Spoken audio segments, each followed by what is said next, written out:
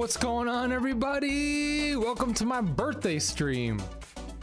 My lovely wife, Tawny Bear, she will be joining us this evening. Hi, everyone. I don't really know what else to say. I'm sorry. This is my first time. So we're gonna be watching the Realm Reborn no clip edition. I already have that loaded up. This is in like, you know, my special like just chatting screen. Welcome back, Mochi. Welcome back, Vincent. Thank you for the resub. 5 months. Deadly Grease, how are you? Thank you.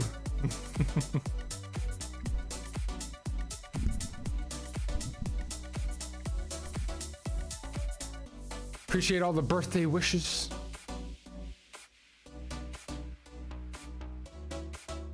We got snacks, we got drinks, we got a lot of stuff for the watch party. So in the watch party, we might not be talking as much. I will be reacting. So if you want to clip any reactions, please go ahead. My wife has no idea about Final Fantasy 14, so you will see her reaction.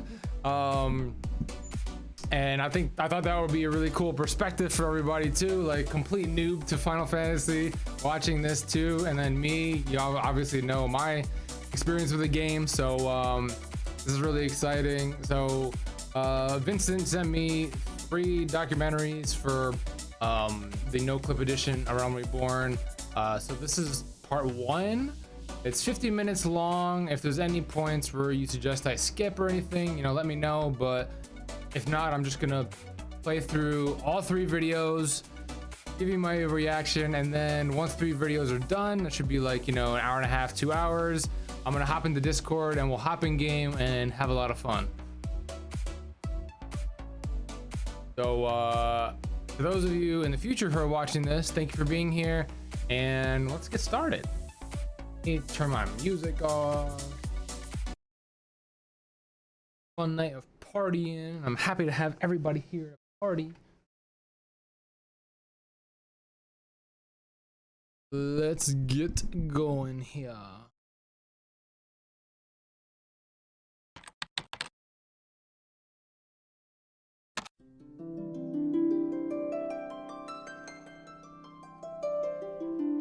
Square is buried deep into the culture of Japan. Originally a spin-off from Masafumi Miyamoto's father's Powerline construction firm, for over 30 years its games have helped power the rise of Japanese games development. There are no shortage of games that live under the Square Enix banner, but none as big as Final Fantasy. From our Western perspective, there's an air of mythos around the company. The accepted truth behind the series' title is that it was named Final Fantasy as it was Square's make-or-break game to avoid impending bankruptcy. And even if the real answer has more to do with creating an acronym that could be pronounced by both Eastern and Western audiences, it's that first story that gets told. That's the legacy of this series. Stories about adventures that get passed from generation to generation, as nearby as the arcades of Akihabara and as far as the playgrounds of Europe. As the Final Fantasy series has moved from numeral to numeral, there have been high points and low, but with each new game comes the promise of a new story, a new myth. The story of what happened with Final Fantasy XIV is one such myth. What we know about it comes from old reviews, archived message board threads, and through conversations with those who were there. Wow, the reason for this is that the original version of Final Fantasy XIV doesn't exist anymore. Unlike the vast majority of other old games, there is no way of playing it. It was redacted, painted over. Where once stood a game that threatened to sink the Final Fantasy brand forever, now stands the second most popular subscription MMO in the world. And as the years pass us, the myth of that original version and its incredible redemption story are at risk of disappearing. How did it all happen? How did the same studio that shipped a broken mess turn it all around in 2 years? Why did they make the decision to keep the old version still alive while secretly working on a brand new game? And how did they manage to make all of this, the redesign and rebirth, part of the game's lore? We knew this was a story worth telling, not only for those who were there to see it all go down, but for the millions of you who have never heard about this, who never knew the extraordinary lengths the development team went to save this game. So we did just that. Pack your bags, friends. NoClip is heading to Tokyo. Ooh, I'm excited.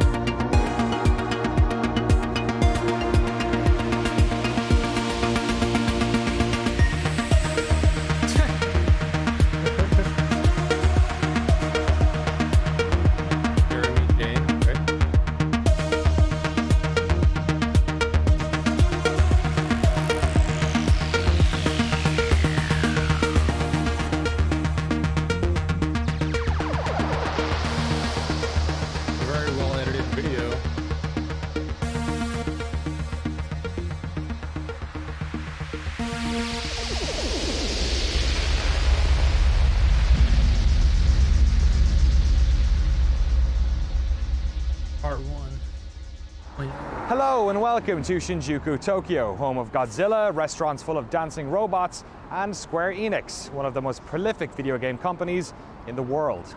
For the past few months, I've been playing catch-up with this story, playing the latest version of the game, talking to players, and watching community retrospective series like the Speakers Network's fantastic fall and rise of Final Fantasy XIV. My goal, to make sure we asked the right questions when we sat down with the team. During our time here in Shinjuku, we're going to talk to everyone from the engineers who worked on the original game, to localization leads, community managers, and even the CEO of the company. All to allow them the opportunity to tell their side of this fascinating story. The fall and rise of Final Fantasy XIV happened in real time in front of millions of people around the world, but we wanted to know about this story from an entirely new perspective, from inside the corporate machine that made it happen, that led to its terrible launch and ultimately its incredible rebirth. See?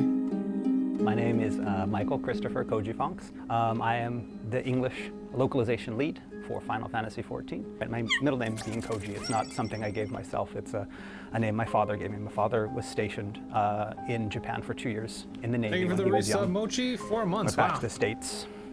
My mom had me. We love passing by Square Enix building here in LA when I'm near LAX airport. I think I've actually seen that before. It's pretty cool. Like a big Square Enix sign on the top of it.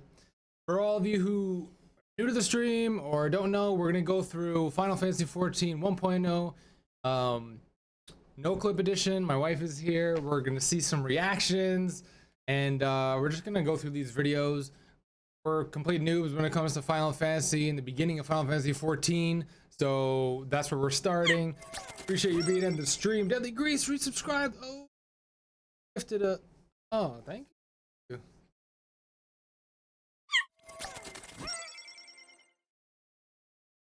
Thank you for all the gifted, Vincent.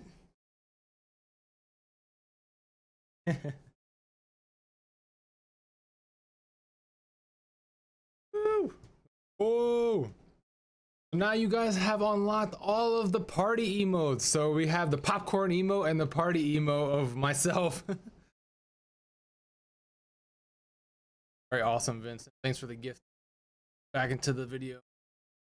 They wanted to give me a Japanese name. The family was having none of that, so they kind of snuck it in the middle name. But then they always called me Koji, and so I guess the joke was on the rest of the family. You know, my dad being in the Navy didn't really learn a lot about Japan, other than he really liked Japan, but didn't learn any of the language. So I always knew that my name was Japanese, but beyond that, I really didn't know anything about Japan. But there was always that little seed in there. And then when I got into high school, there's a Japanese class, and I like games. Oh, they make games in Japan. Hey, let me study Japanese. If I study Japanese, I can play all those cool Japanese games that never come out over in America. And it kind of just snowballed from there.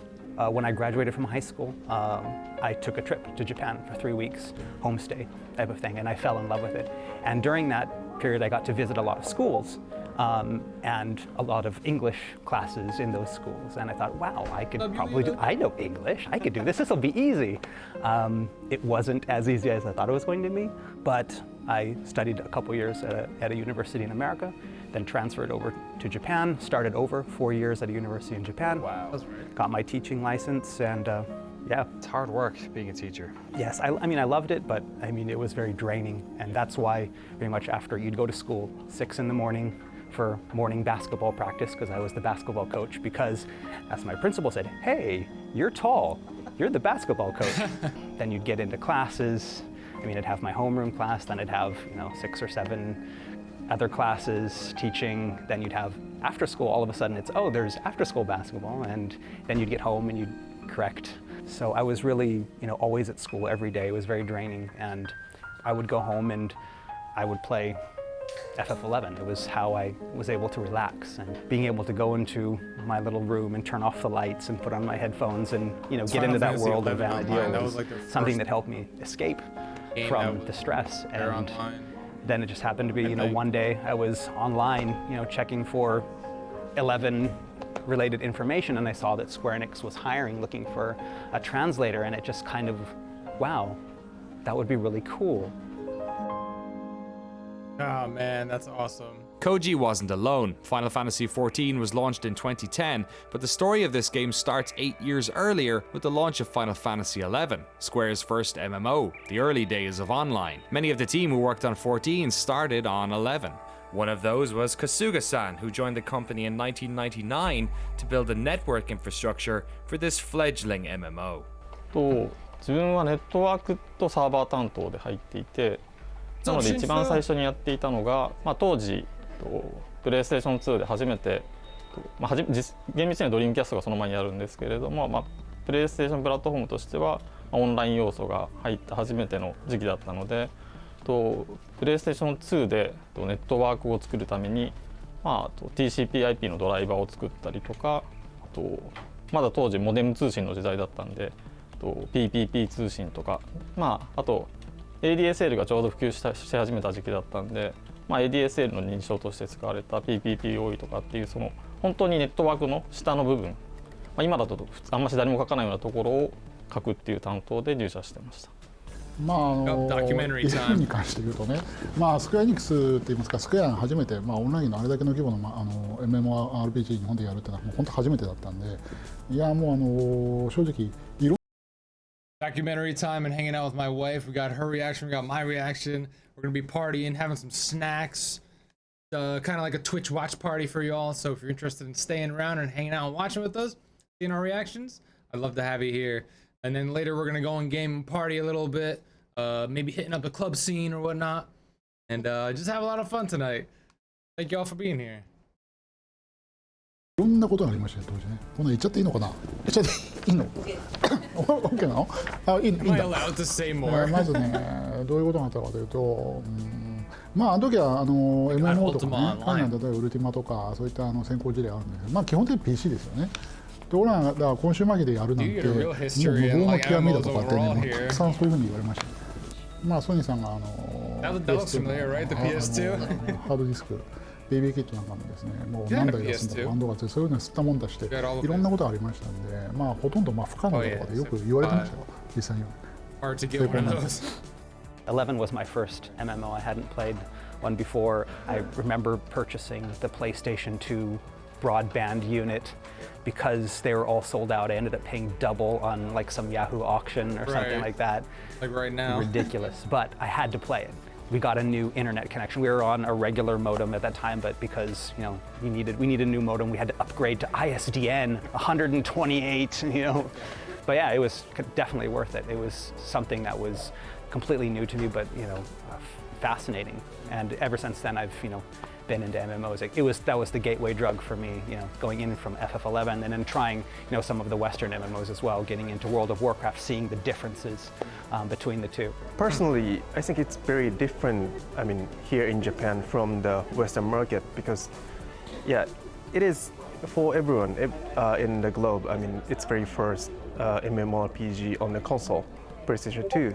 And also, it was the first ever cross-platform MMO between PlayStation 2 and the Xbox 360. I never knew the that. Obvious one is the most Japanese people don't really like to chat in public. Right. So, in the world, there's a lot of characters, but it's very quiet because people are using a tell instead of the say or shout. And then, but if you go to the Western game world, every single one is shouting around. Oh my God! So Everybody that's a would be huge talking difference. in general chat. While in the West, you have your EverQuests and you had your Ultima Onlines.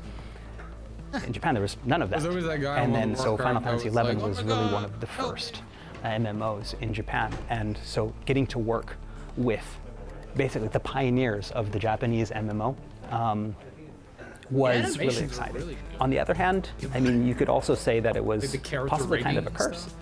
in the sense Graphics, that they were all, time doing probably. their own thing. They had their vision of what an MMO should be and what a Japanese MMO should be.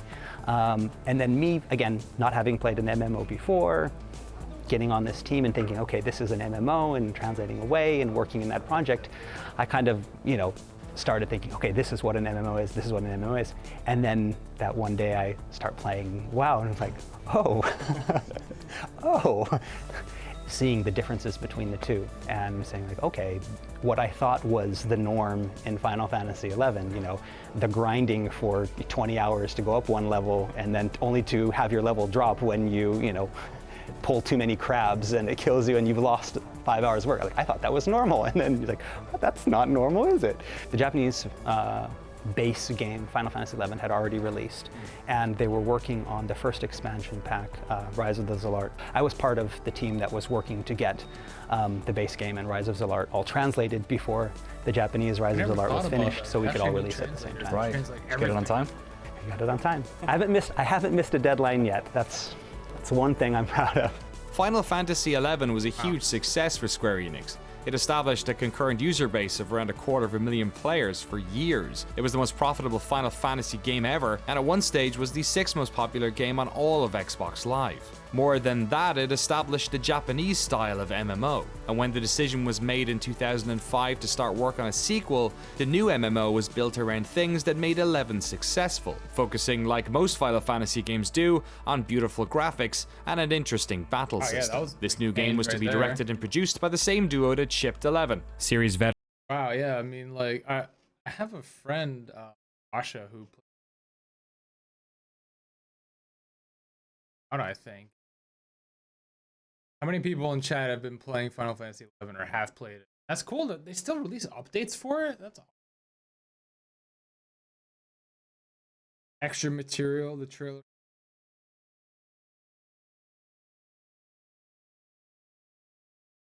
I want to link it in the Discord. I'll watch it at the Veteran Hiromichi Tanaka and Nobuaki Komodo.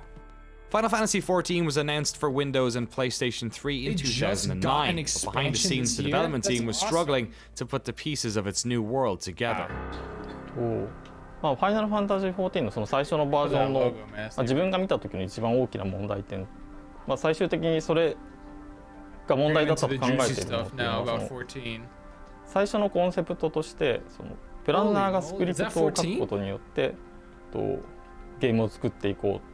でまあ、利点としては、まあ、プランナーが考えて自分たちで実装するんで高速な開発ができる。要はそうじゃないと基本的にはプランナーさんものを考えて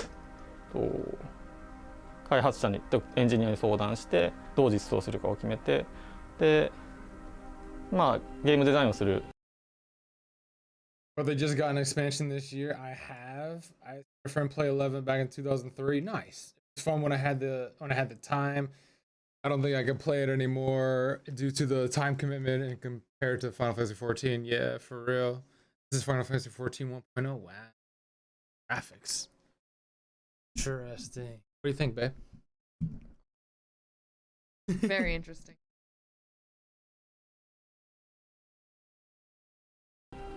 人はそのどういうパラメータをいじりたいかとか相談しながらエンジニアと話をしてものを作っていかなきゃいけないんですけれども、まあ、そこの部分に関してスクリプトを導入すると自分で考えて自分で実現することができるようになるっていう発想でゲーム実装の大半がスクリプトで組まれてたんですね。でそのスクリプト UI の問題もそうなんですけれどもゲームも UI も基本的にはスクリプトで書かれていてでスクリプトを動かすエンジン側がかなり負荷が高いというか CPU をたくさん使わないと動かない状態になっているんで、まあ、ちょっとした何かをするだけでもゲーム内で少し何かをするだけでも非常に CPU リソースを使うことになっていて、まあ、すぐにサーバーが回るサイクルが遅くなっていくっていうことが問題として発生していました。で結果としてそのサーバーでできることはあとゲームとしてサーバーで実現できるところは少ないですし何かしようとすると負荷が上がっちゃうのでじゃあそれを回避するためにどうしようとかっていうことで結果的にそのゲーム内容としてリッチなものが実現できなくなっているっていうことが起きてましたね。で UI もスクリプトで組まれていたので、まあ、なんかちょっと処理するだけでもすごい時間がかかるっていうような問題が発生していました。Like I mentioned before, again, localization being in a position where we get to see all the parts come together first.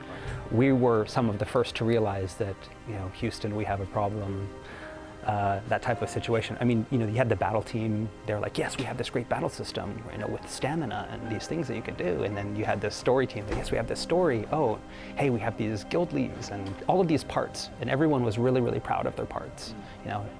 Look at this grass, it's so beautiful. Look at this barrel, it's the the most beautiful barrel ever to be, represented in graphical form.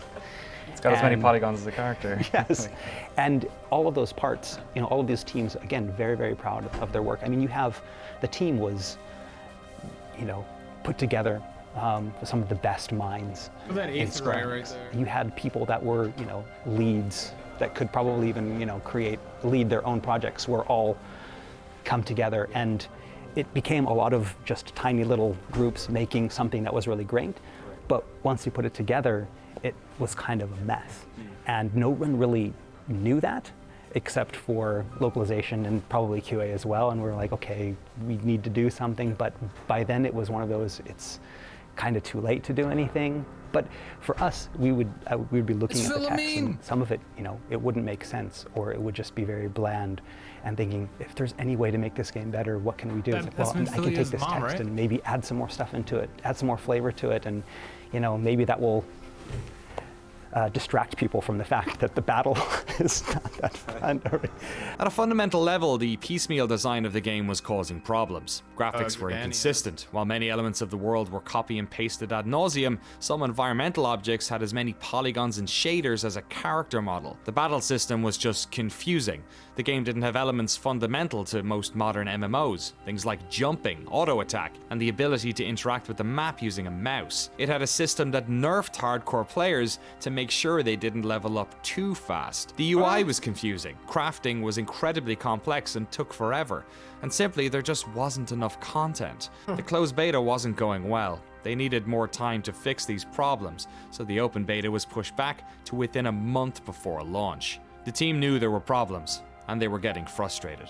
で、今まで話していた仕事っていうのは大体その2010年の1月から、実際にリリースされる 8月ぐらいまでの間にやっていたことで、ゲームが本当に良くないっていうのがこう、みんなに認識されて自覚されていくっていうのは結局ベータが始まって製品版が始まってっていう、8月9月10月ぐらいまでの期間に起きたことなんですね。で、実際にはこうチーム内の意識としてもリリース前、そのベータが始まる前から本当にこれをリリースしていいものかどうかっていう議論はある程度そのチーム全体でオフィシャルであったわけではないですけれども、開発者の中ではやはりその世に出していいクオリティかどうかっていうところは議論がありました。When 1.0 was getting made, was the mentality that, oh, we're not like, that's like their thing, and we have our very own successful thing over here, we're going to just make another one of those? Right, and that's really what it felt like, is that we're going to continue doing what we did because it succeeded before, why wouldn't it succeed again? And seeing that direction, them taking that direction, and knowing that, having worked on 11, that yes, they were very successful, seeing the success that they had with Final Fantasy XI, seeing these great creators, creating something that was, revolutionary. But then on the other hand, knowing that what they were doing was, but maybe that worked 6 or 7 years ago, but a lot of things have changed since then. And I think there was even one guy on the localization team that got to that point where he just got so frustrated that he just wrote this scathing mail and sent it out to the whole team before telling anyone else on localization he was going to write it. And then we all get it at the same time, the devs team. We're reading, it's like, wow, this is really terrible. I hope he doesn't, he sent it to the whole team. Because he just got really frustrated because he could, to him, they were being very stubborn. They weren't, they hadn't moved on. Whereas the rest of the world had moved on and adapted, with the release of WoW and what they had done. Whereas, the team here was like, no, we're going to stick with what we know, and that's good enough. Then start feeling more concerning the situation. This is not fixed.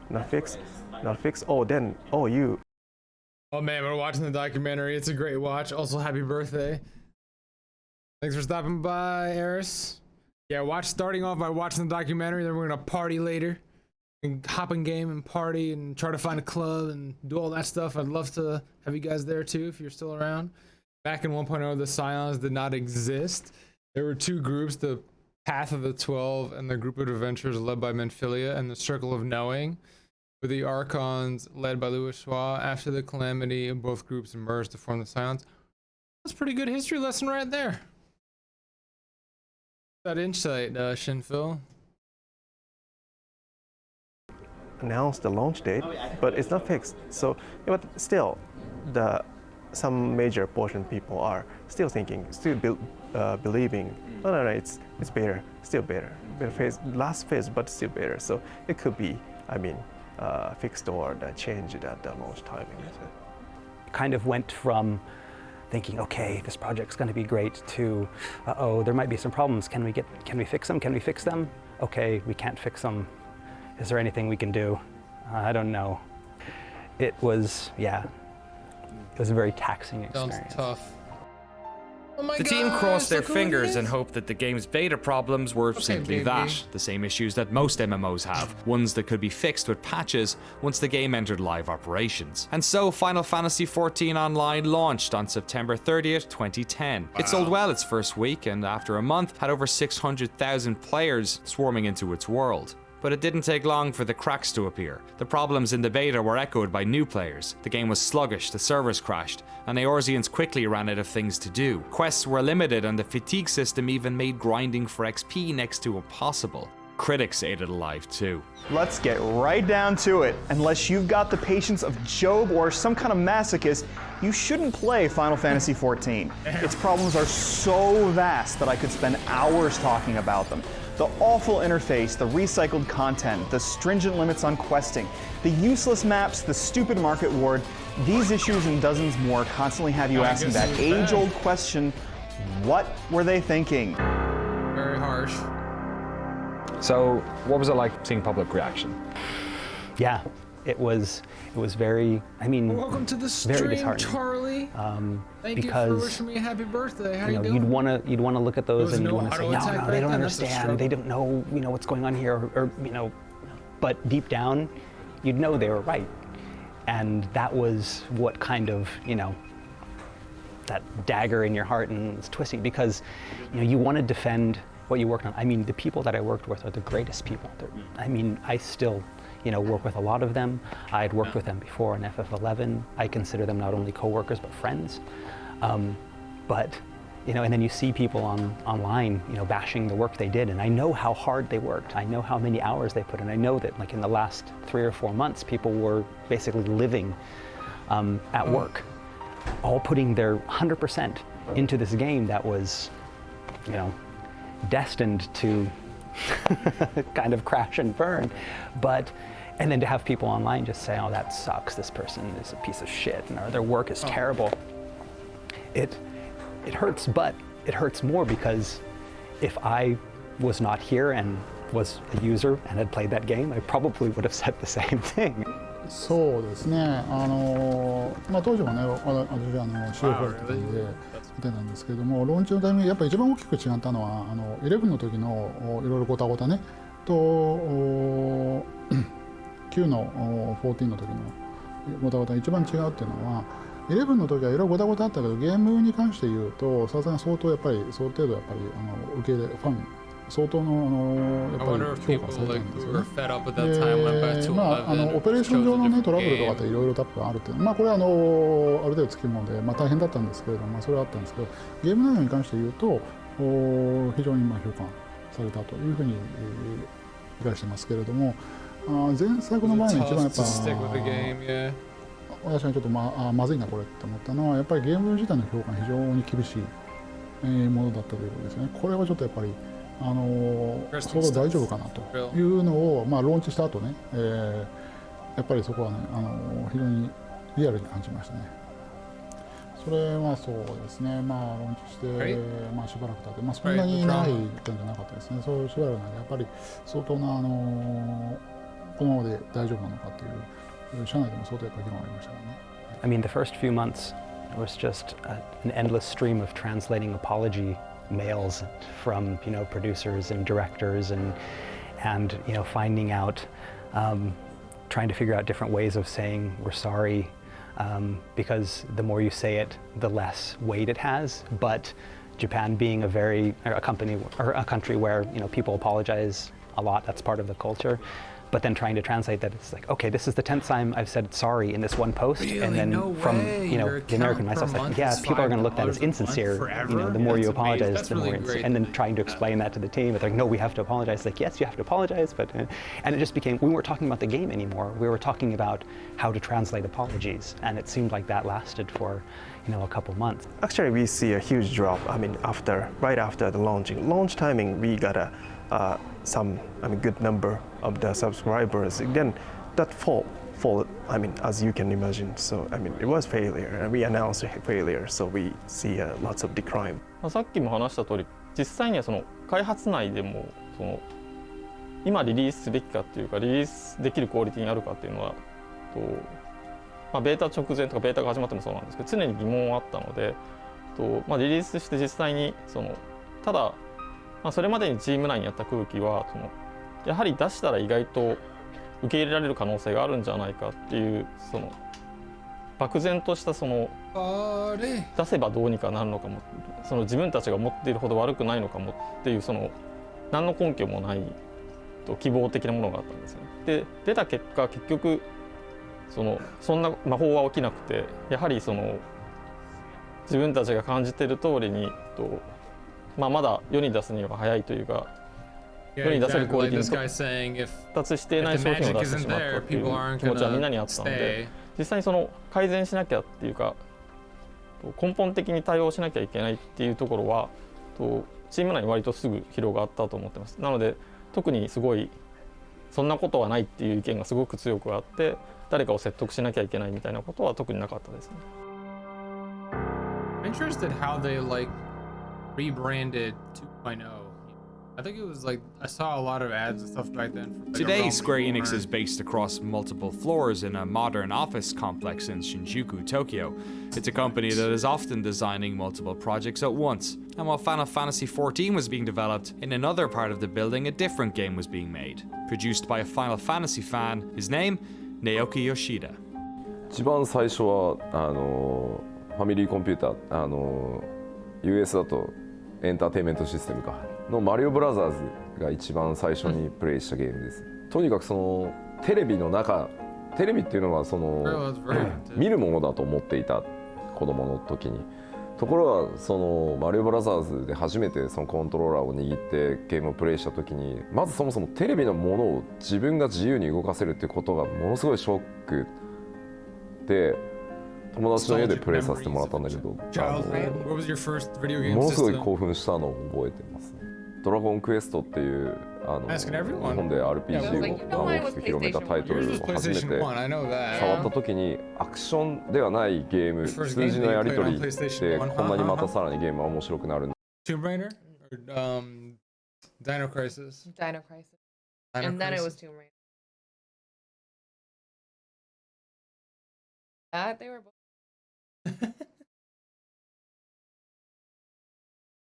Playing on my dad's Commodore 64. Wow. だっていうの特にストーリーラインがあって、また次のカルチャーショックを受けて。Got a Nintendo a few years later. Tracking it. I wanted a new mouse, yeah. RPG っていうジャンルにものすごくフォーカスしていくことになったかなとは思います。当然翌年に出たファイナルファンタジーにも映画的な演出、ファンタジーをより強く打ち出したっていうところにもすごい衝撃を受けてたので、やっぱり僕の中でドラゴンクエストとファイナルファンタジーっていうのはすごい大きかったですね、当時。Like most Japanese players at the time, Yoshida-san played all the early Final Fantasy games. He holds them in high regard, though he still holds the bitter memory of not being able to save before the last dungeon in Final Fantasy III. But when he was 11 years old, a brand new type of gaming experience arrived at home. His uncle gave him a PC. On this PC, the young gamer learned how to program BASIC. His first video game centered around trying to break into a bank vault. But this PC also exposed him to a spectrum of gaming that eluded most Japanese players: Western role-playing games. He fell in love with games like Diablo and was stunned when he first went online and played with other players. でその翌年にウルティマオンラインをベータからプレイし、先輩にとにかくすげえゲームあるって言われて、ウルティマオンラインをベータから始めたのが初めて MMO をプレイした作品で、やっぱり同じようなその3回目の衝撃、3000人が同時に一つの世界で遊ぶっていうのがもうとてつもないまた衝撃でしたね。まあウルティマは本当に自由度の、ウルティマオンラインは特にとにかく初期は自由度がめちゃくちゃ高いゲームだったので、そのいわゆるロードの称号をつけた、そのなんて言ったらいいんだろうな、すごく紳士的なというかコミュニティリーダー的プレイをするキャラクターと、完全に悪のプレイヤーキラーをやるキャラクターを2つ作って、どっちもものすごい遊んでたし、やっぱりその MMORPG っていうゲームがどう作られているのか、どういったエンジニアリングが必要なのかっていうのもものすごいそこで勉強させてもらったと思います。もうその頃からはコンソールと同じぐらいの比重で PC でゲームをかなり遊ぶようになってたので、自分で PC パーツ買ってきて組み立てたりしてたし、でやっぱりそのあたりで FPS もかなりプレイし始めてたし、特に 3DMMO のスタートであるエヴァクエスト、その後プレイをし始めて、当時エヴァクエストのパッケージを日本で手に入れるのが本当に大変で、出張で東京に来た時に秋葉原をね、時間を作ってゾンビのように店をこううろうろして、エヴァクエストってゲームないですか、エヴァクエストってないですかってPlay EverQuest? Do you play Final Fantasy? What do you play?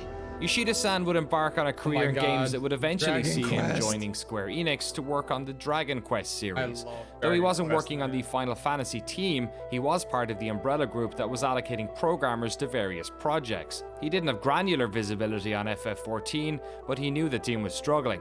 I asked from his perspective as a producer where he thought the game's problems were coming from. まあわかんない、これ広報にカットされるのかもしれないけど、クリスタルツールズって呼ばれるミドルウェアを全社でその作ろうとしていたので、 Let's eat some snacks. 腕 Let's go の on いい mute プロ and グ eat ラマ some ーが snacks. 全 real 部 quick. そのチームに各なんだろう、ゲームラインから招集されて、そのメインプログラマーがみんないないっていう状態になってしまったので、どのプロジェクトもものすごい大変な時期だった。まあオリジナルの14がああなってしまった理由の一つでもあるかなとは思いますね。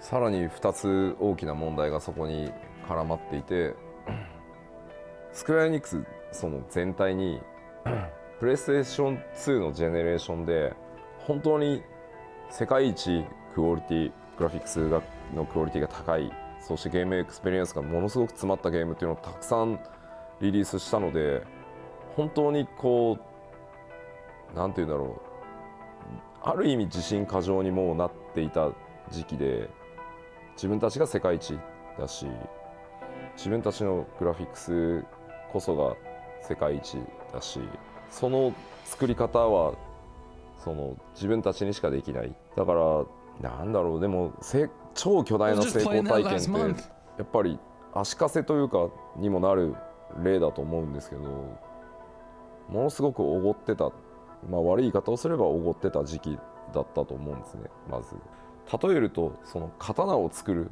刀匠のような職人たちが本当にたくさんいて、彼らが一つずつを手作りで作って世界一のクオリティを作り上げていたんだけど、実は世界は、まあ、特にその北米を中心にテクノロジーでそれをカバーするっていうところをずっと追求してきた時期で、プレイステーション3の世代になった瞬間にテクノロジーの方がそれを上回るっていう時期が来たせいで、作り方を変えようとはしないし、だけどテクノロジーも追いつけないっていうことから、さらにそれを知ってるはずのプログラマーたちはミドルウェアの制作に行ってるっていう状態で、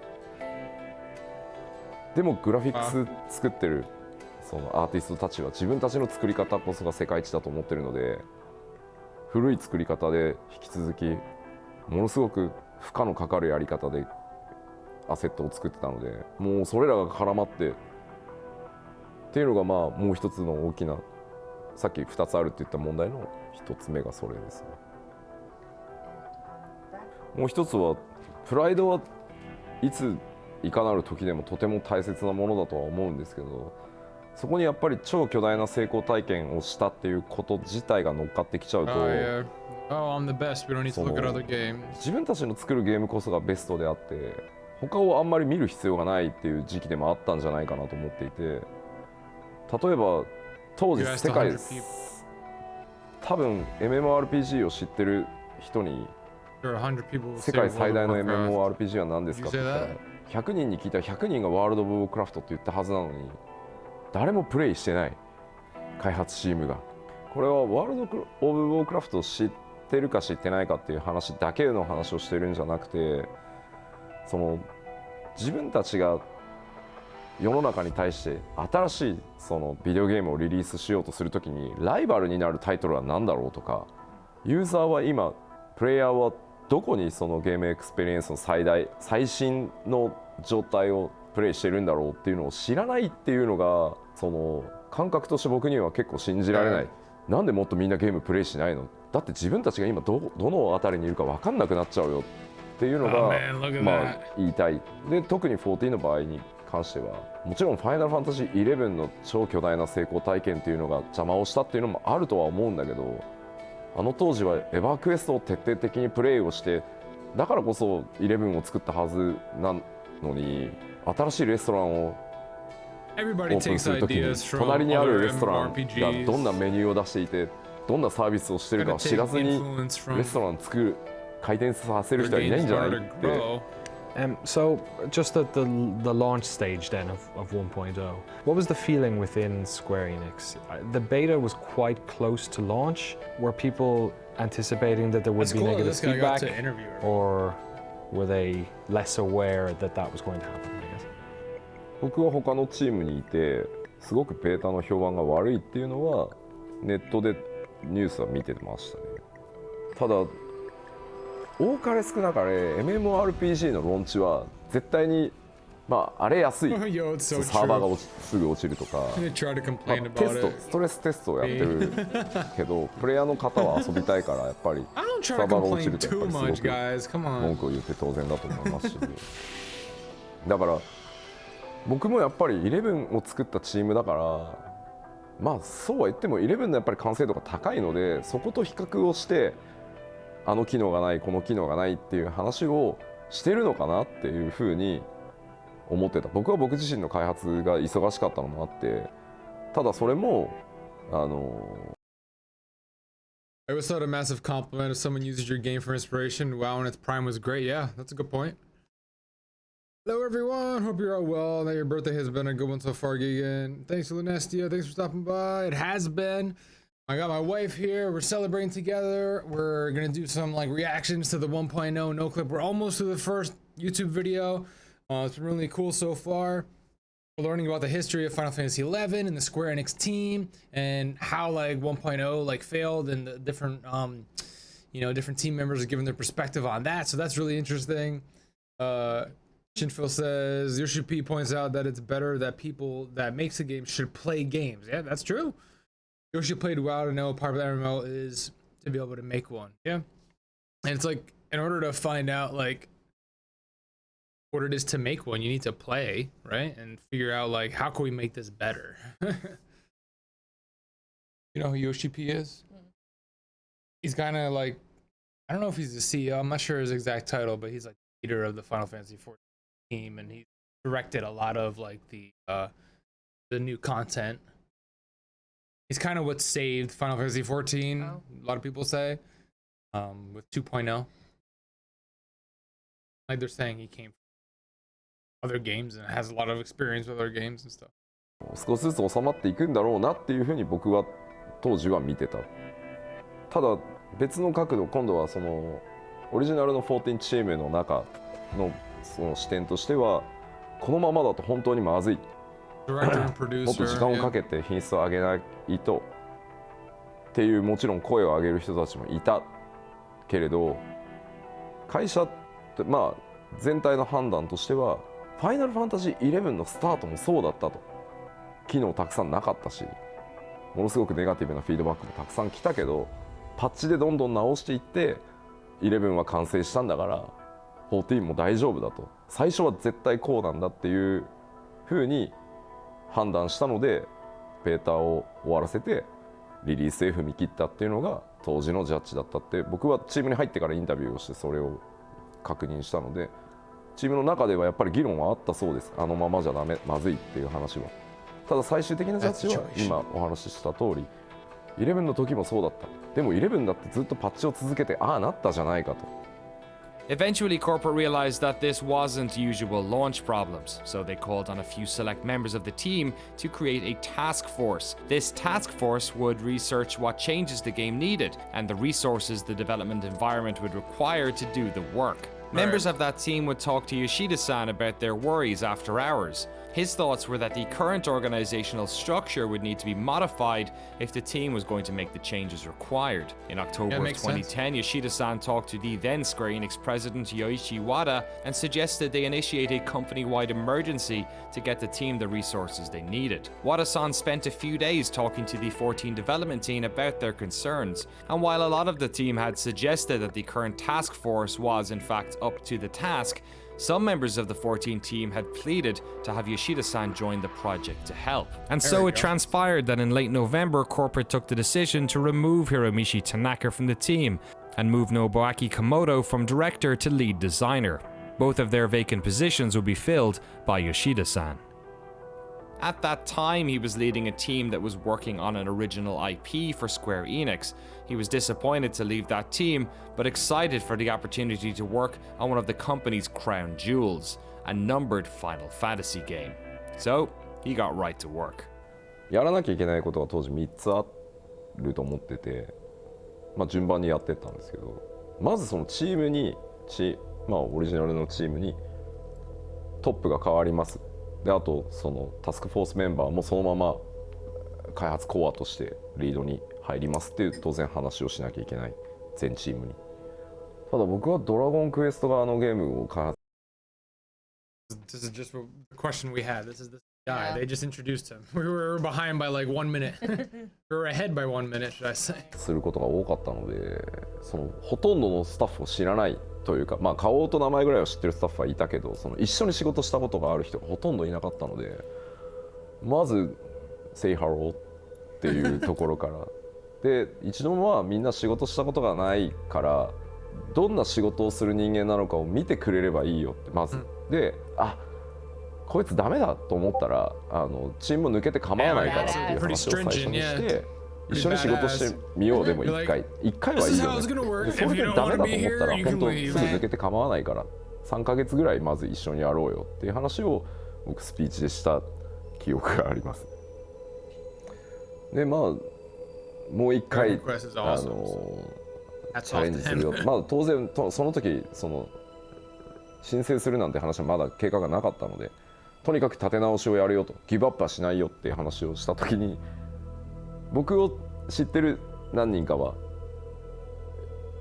よしやるぞっていう人たちと、もういい、もう無理だよっていう人たちと、なんだよこの急な体制変更って言って怒ってる雰囲気の人たちとっていうのが大体のその時の雰囲気でしたね。そんな中で今も14のサウンドディレクターやってる曽健がその話をしてた時と大きなホールだったんですけど、2階のサウンドブースで僕のマイクの調整とかやってくれてて、その曽健があいつだけですよやり直すぞっていうか、そのリベンジするぞって言ったらガッツポーズしてたのはあいつだけです。今でも覚えてますよ。2階席でおっしゃーってやってたんで、あいつI saw both reactions. I saw the oh my god, we just went through a year of hell and now he's asking us to go through a year and a half of hell to this point that might, be another failure. Because no one had taken a game and rebuilt it in this manner before. So basically saying like, yeah, you just have to trust me, and yeah, you could waste another year and a half of your life and it could be a failure, and but you're gonna have to believe me on this one. And so yeah, a lot of people are like, I can't do this anymore, I don't know.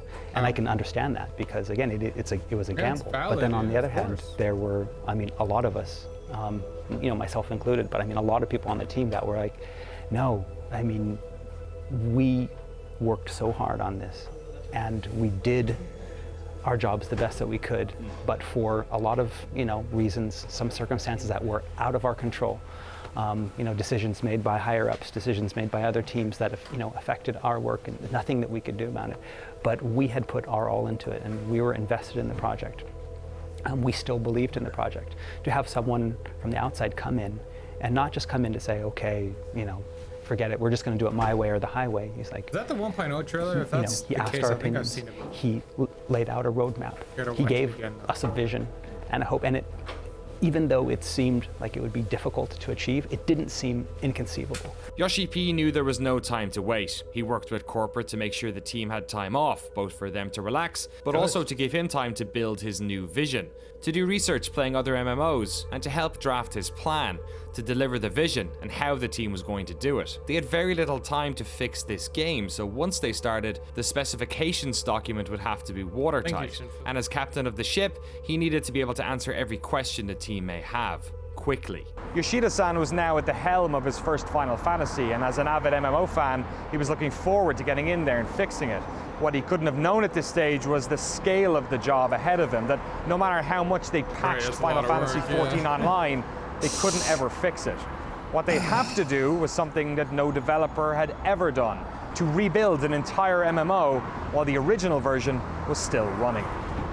I don't think that they realized immediately that it was something that couldn't be solved via patches. I think they still believe that if we patch it, it'll be fine. And it wasn't until they reevaluated and then brought in the new blood. Yoshida-san came in and told them, okay, yeah, this is not something that can be patched. If we want to fix this, we're going to have to take a drastic step. Yoshida spent 7 weeks researching and returned with 2 options for corporate. It was then he realized that it would be impossible to convert the current game into an MMO that could last the test of time. Ultimately though, this was a decision that corporate had to make. So he returned with not 1, but 2 plans. Plan A and Plan B. During this meeting, he explained that Plan A would be to patch the game and make it more playable, but that ultimately the game would never really satisfy players, and though Square Enix may make their money back, the damage to the online brand would be catastrophic. And then there was Plan B. 今のファイナルファンタジー4、当時のオリジナルのファイナルファンタジー14をパッチを当てて、できる限りポジティブに遊べるものにしながら、裏で全く新しいファイナルファンタジー14をもう一度作り直すっていうのがで、その話だけを聞くと、そんなバカなってなるので、当然どうやってそれを達成するかチームを2つ。 We got Mrs. Geegan here, hanging out with me while I'm streaming. I couldn't ask for anything else.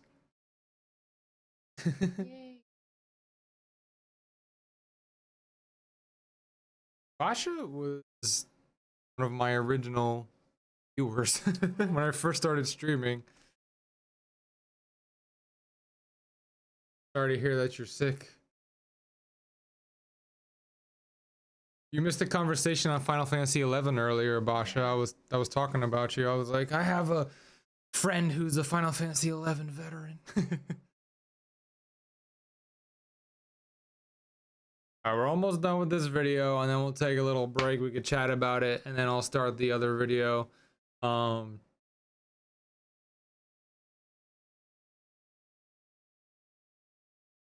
Take a snack break. Yeah. How's that sound?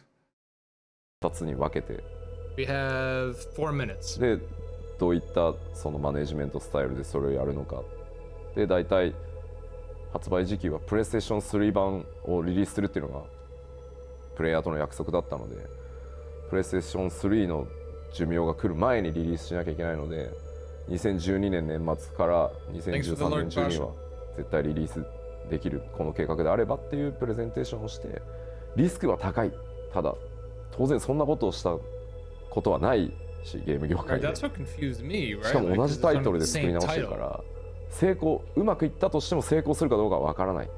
ただ少なくとも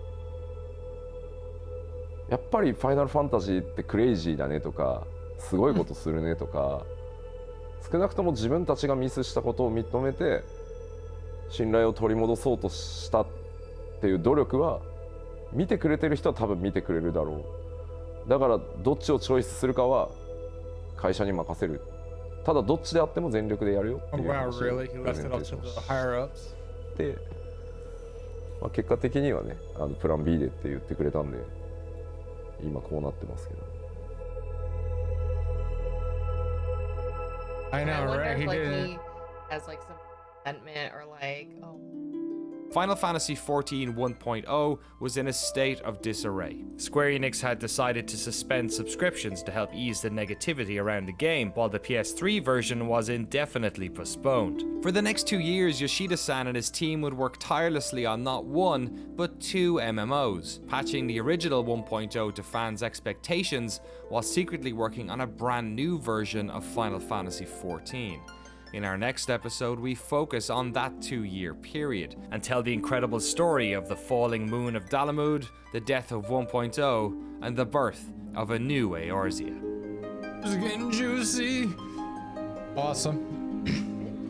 It's been juicy, but I'm saying, like, he just needed to leave a cliffhanger to go see the next video. Yeah.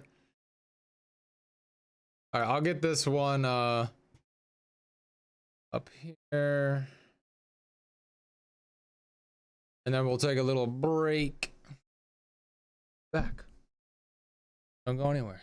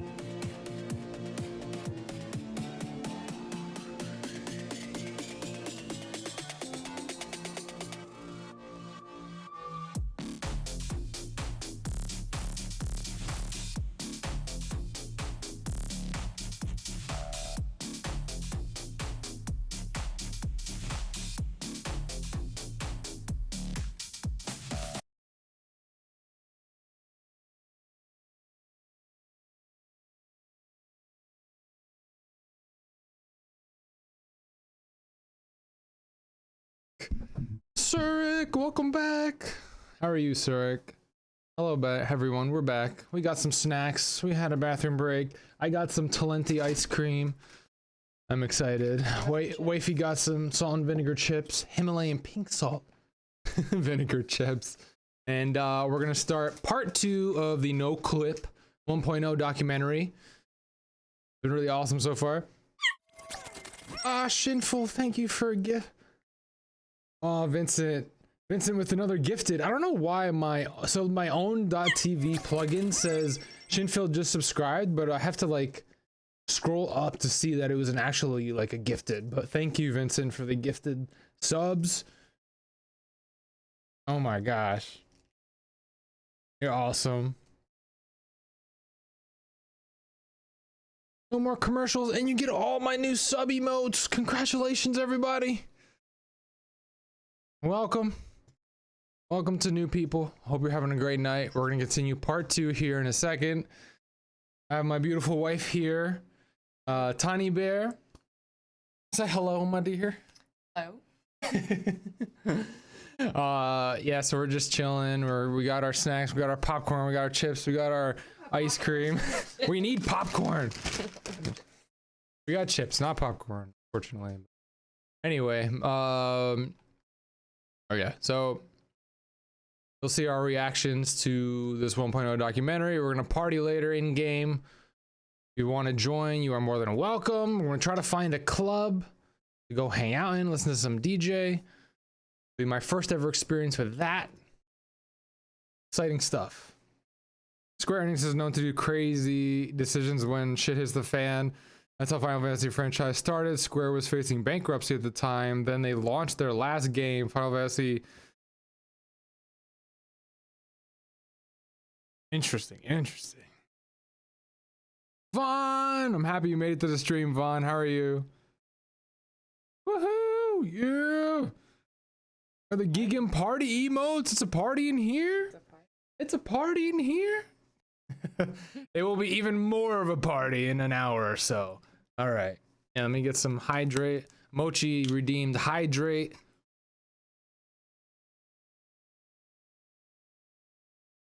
Thank you, Mochi.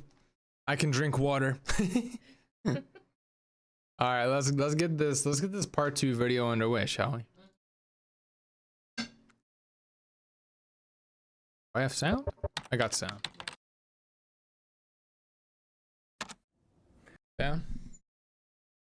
What's that?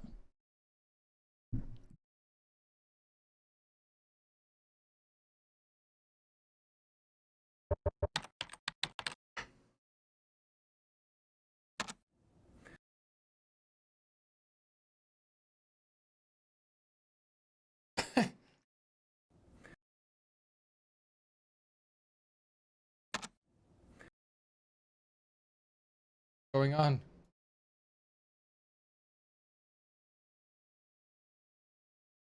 A new game, it's going to involve keeping the other game still running. Square Did you Enix think at that CEO. time that was a solid investment?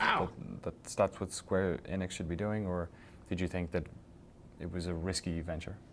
単純にそこだけ見るとね、すごくリスクの高い話に多分一般的には多分なるというふうに思うんですけれども、さすがに当社はね、ナンバリングタイトルでフラッグシップのタイトルで MMO これだけのタイトルなわけですから、それがこのままサービスが頓挫してしまうというのはこれは非常に将来的にまずいと。これはやっぱり経営上これは非常に大きなダメージを与えるということで、再度作り直しと並行してやるということの投資に関しては、これはまあはっきり言って。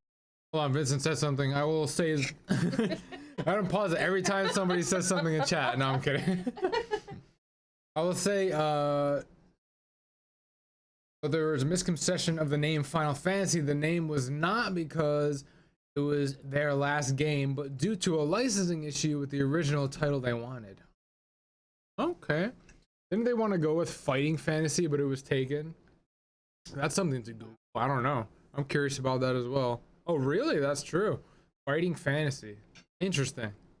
Very interesting. I like Final Fantasy better. It rolls off the tongue, doesn't it? I like fighting. Like fighting? Wow. All right. Yeah. I see we're going to be fighting about this. Joke. It was. That was a really bad joke. Anyway. やっぱやるべきっていうか、まあ、やらざるを得ないというふうな判断でしたね。ものすごい財務的なリスクがものすごい大きかったですけどね。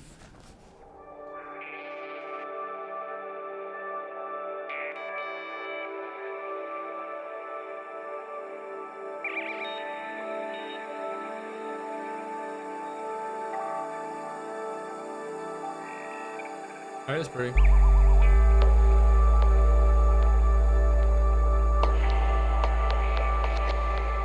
Hello and welcome back to our to go to series on Japan. the fall and rise of Final Fantasy XIV Online. We rejoin Yoshida-san and the team at Square Enix at the start of a long adventure, and with players leaving en masse and the clock ticking, it was time for them to formulate a plan. But how exactly do you rebuild an MMO while people are still playing it? Yoshida-san set his eyes on a 2013 launch date for the new version of 14 as he wanted to have the game out for fans within the PlayStation 3's lifecycle. But to do this while still patching 1.0, he would have to create an entirely new MMO in less than half the time of most conservative estimates. So before we get into specifics of what exactly was changed, I wanted to know how he did it. So for a moment, we step away from game design and dive into a critically important aspect of video games development that we rarely talk about: project management. Designing an MMO must. The word triggers me. Just imagine the timeline for something like this is at least 5 years for anything, and you're being asked to do it in less than half of that probably. When you're designing games, when we talk to people, so much of it is iterative, that you create something and then you refine it and you brush it and then you look at it again. But you didn't have that luxury. You had to make sure that the version of A Realm Reborn that was coming out at that date was the final package. So did that change the way that you had to set up the team and the way your workflow kind of went? Good question. MMORPG の開発に5年が普通だっていうのはもうちょっと強く言っといてくださいまずそのスケジュールトラブルを起こさないためのそのマネジメントの工夫としては、なんだろうな、言い方がちょっと難しいんですけど、ものすごく腕のいい、特に100人に1人ぐらいしかいないようなプログラマーがたくさんやっぱりいるわけではないので、かつものすごい短い期間で大量のコンテンツやアセットを作らなければいけないので、人がたくさんどうしても並行作業が多くなるとかかってしまう。能力のこの差をある意味高いレベルに合わせるんじゃなくて、低いレベルに合わせるというか、言い方が難しいな、平均的なところに合わせるっていうそのマネジメントをすることでリスクをなくすっていうことをしました。この後ちょっともうちょっと詳しく話します。で、何をしたかというと、とにかく一つのタスク、例えばドラグーンというジョブを作るっていう時に、今言ったドラグーンっていうジョブを作るっていうタイトルって1タスクに見えるけど、そうじゃない。実際には何個のドラグーンにはアクションが必要で、そのアクション一つプログラミングするのにどれだけかかるか。もちろんそのドラグーンの特定のアクションを作るために仕様書も必要だし、仕様書を作った後は実際にそのなんだろう、使用書に例えば2時間とかなら、それを例えば僕に確認依頼が飛んで僕がチェックするのに例えば15分かかる。そのぐらい一つのタスクに見えるものを徹底的にもう細かく分解させるっていう、ちょっとなんだろうな、究極のそのミニマムな管理方法を引いたので、スタッフは結構ストレスだっただろうなとは思います。で、そのさらにシングルタスクに対して最もこのタスクが自分で早く終わると予測される時間。That's how Korthos looked before the calamity. Wow.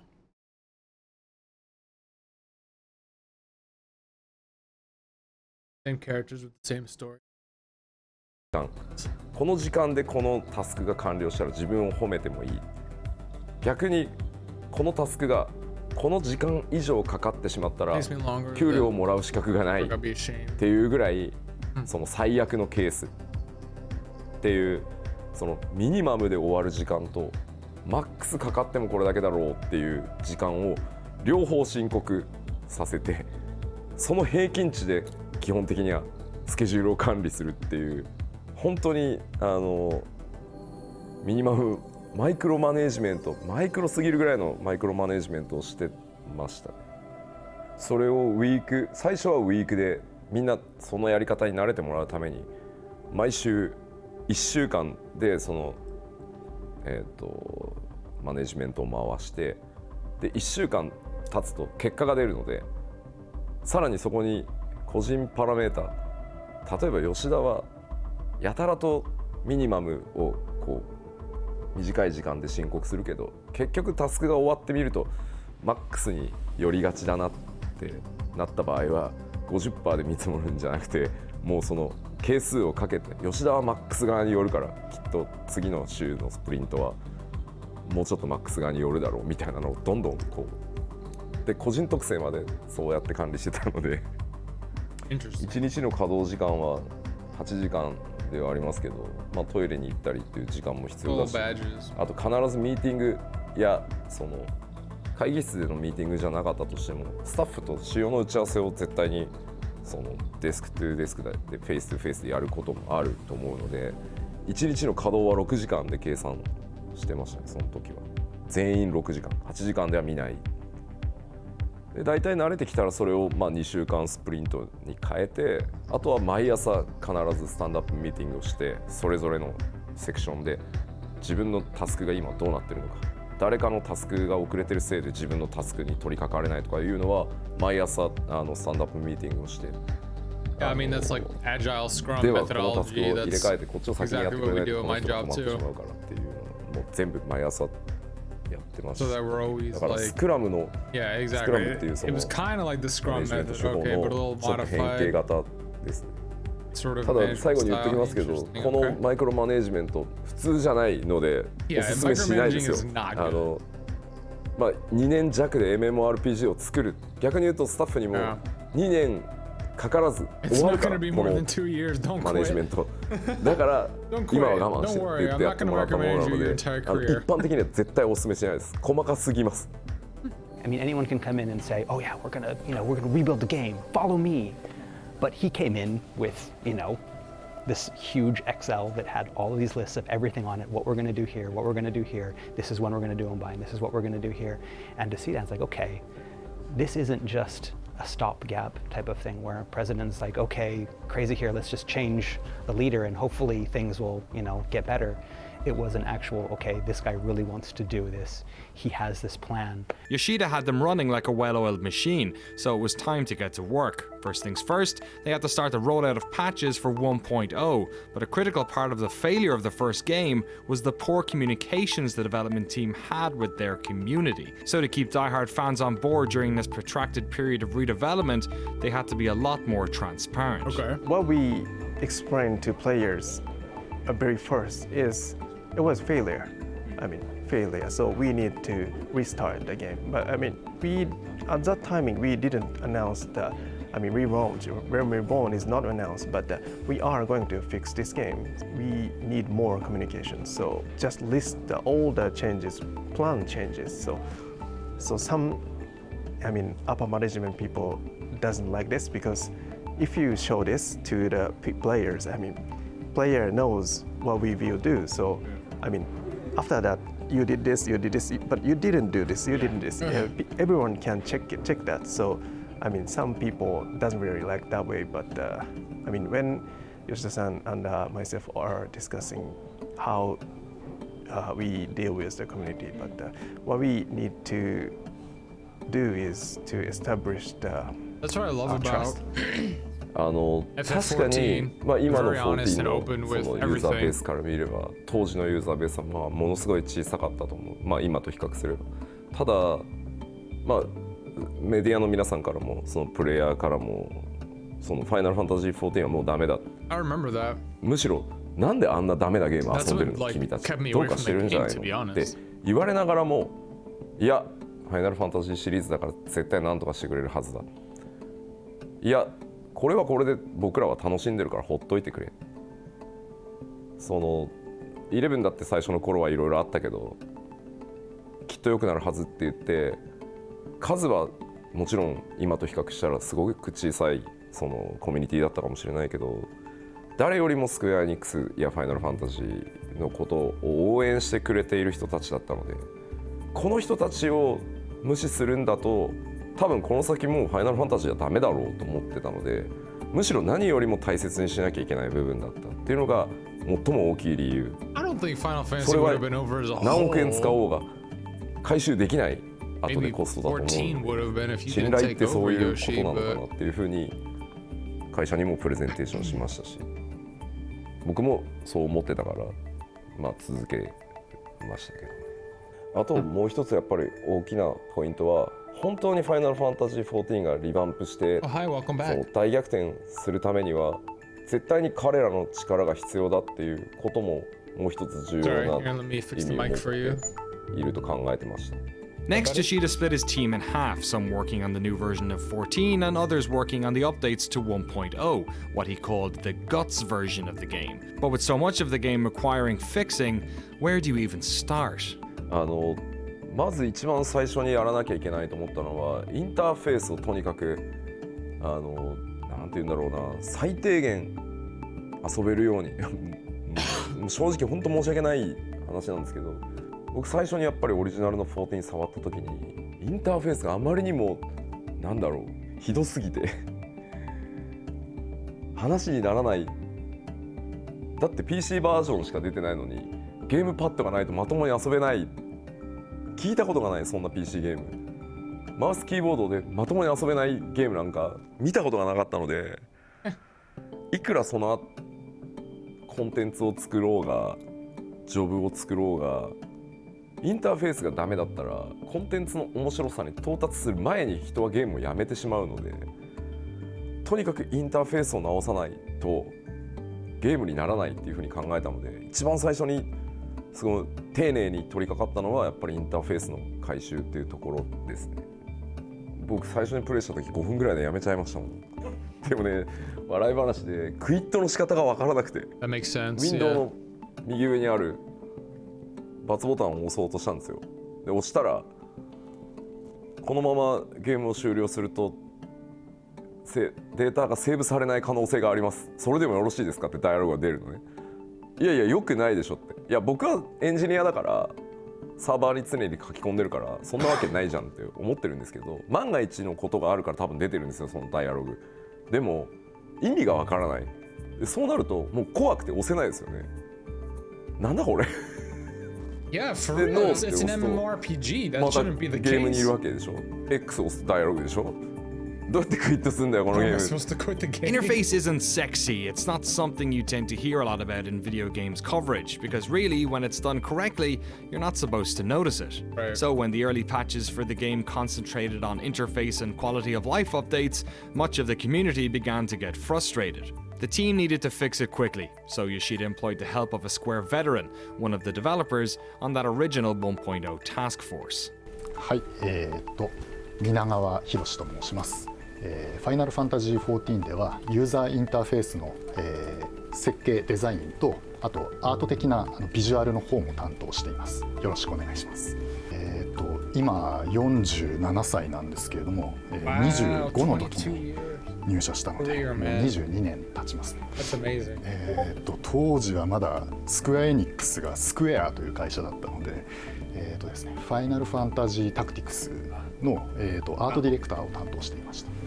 なので普段は少ない情報、なるべく少ない情報やシンプルな表示を心がけているんですけれども、今回はカスタマイズ性というかよりツール的な考え方でいろんなプレイヤーがそれぞれ自分の好きなカスタマイズができるようにっていうことを普段よりも強く意識してます。まあやはりバトルがテンポのスピーディーなテンポのゲームなので、カーソルフォーカスを十字キーで動かしながら決定するっていうそういう操作性ではちょっとゲームにならないだろうというところがあったので、かなり最初の頃にクロスホットバーというアクションを選択するインターフェースを考えたんですけれども、ただこのインターフェース自体は割と昔から他のゲームで自分自身作ったり使ったりしていたものだったので、絶対それでいけるだろうなという思いはありました。なので実はそこはあまり苦労していなかったりします。例えば表現方法が変わると必ず僕はこっちの方が良かったっていう話は来るんですね。例えばインベントリーは以前はテキストで表示されていたんですけれども、アイコンになると当然なんか似ていてよくわからないとか、なので両方欲しいっていう話は受けて、両方作るのは大変なんだよなっていうそういうところはありました。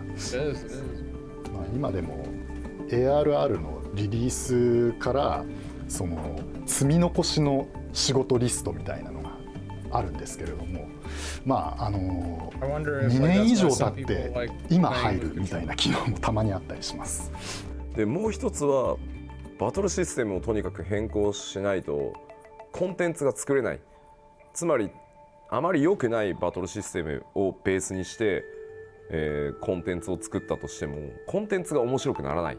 だから順番としてはインターフェースを修正しながらバトルシステムを変更してやっとその先にコンテンツを作るっていうのが、順番としては僕は真っ当だと思った。当時のバトルシステムも当時は15人でパーティーが組めてで、しかもマジックポイント MP の管理っていうものがほぼなかったので、当時のファイナルファンタジー14の中で最強の回復魔法だったケアルガーっていうスペルをずっと連打してても MP がゼロにならない。延々ケアルガーして OK で他の魔法いらないよね。じゃあとにかく当時は15人で一つのモンスターを殴りまくって回復しまくってっていうすごい大雑把なゲームだったので、これを戦略的なバトルシステム計算式に変えていかないとコンテンツが面白くならない。だから UI を直しながらバトルシステムを変更して、でそれらの準備をしながら最も重要だと思ってたのはファイナルファンタジーエレメントっていうものをとにかく入れていくことっていうのが次のというか最も大きな課題だっていうふうに思ってました。なぜなら当時ジョブもなかった、ナイトもいない、ブラックメイジもいない、ホワイトメイジもいない。これはファイナルファンタジーなのか。チョコボに乗れるわけでもないし、イフリートは出てきてるけど戦えないし、一体何なんだこのゲーム。だから僕らがコンテンツとして入れていかなきゃいけなかったのはやっぱりイフリートやガルーダ、いわゆる召喚獣って一般的に呼ばれてるものとのボスバトルを入れていかなきゃいけないと思ったし、チョコボに乗れないなんて MMO なのに話にならないからチョコボにちゃんと乗れるようにしなきゃいけないし、何よりジョブがないのも FF じゃない。少なくとも僕は FF だと思わないので、だったらジョブをちゃんと入れていこうっていうところが、でもそれもやっぱりさっき言ったようにインターフェースとバトルシステムが治ってなければいいものにはならないので、だから回収をやりながらきちんと仕様を作ってそれを一つずつクリアしていくっていうのを中盤以降は続けて、そこからやっぱりグッドゲームの評判はやっぱり Q14 も良くなっていて、プレイヤーもずっと増え続けていったので少しずつですけど、あれは僕らもすごい励まされましたね。やっぱりちゃんと面白いものを作っていけばみんなプレイをしてくれるっていうのも数字の上からもよく見えたので、当時の7つ一気にリリースされた7つのジョブ、ナンバー忘れちゃったけど7つのジョブがいっぺんに実装されたんですけど、たった一人のゲームデザイナーが作ったんで。The team had their sights set on what needed to be changed and how they were going to do it. For the first time in years, they were feeling hopeful, and even better, players were finally starting to respond with positivity. But right as they were settling into this new reality and finding their rhythm, disaster struck.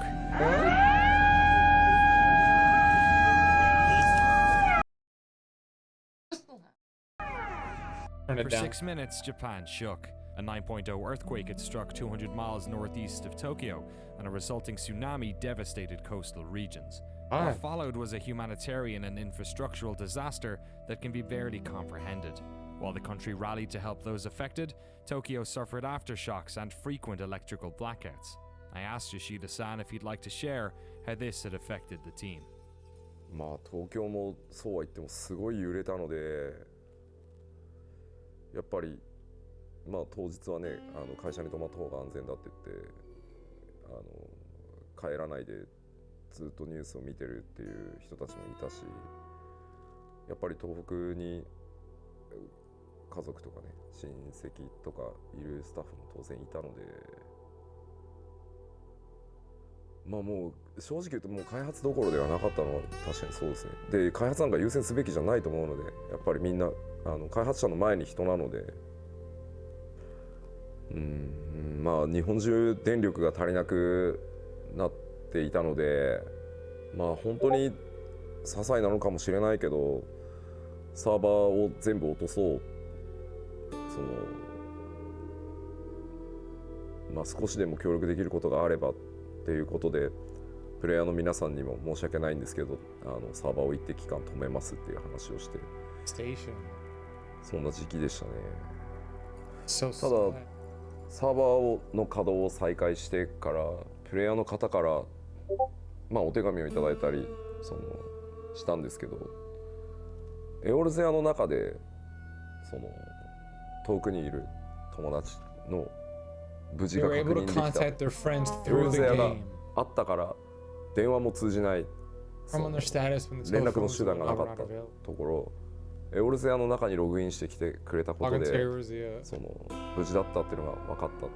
逆にその周りの人たちの情報っていうのも分かったっていうお話をいくつかいただいて、まあ電力が足りなければね当然そのサーバーなんて落とせばいいかなと思うんですけど、そうじゃない限りは続けるっていうこともエオルゼアを維持しておくっていうことも一つのなんかこうサポートなのかなって思った機会でもありましたね、その時は。だから続けてくれてありがとうって言われたんですよ、そのファイナルファンタジー4っていうのは。開発でまああとは最も大きかったのは、実はイフリートの次に戦うボスはリヴァイアさんの予定で、リヴァイアさんのかなりの速度で作ってたんですけど、とてもじゃないけどリリースなんかできないっていう話で、だからイフリートの後モーグリが実装されているのはそれが理由ですね。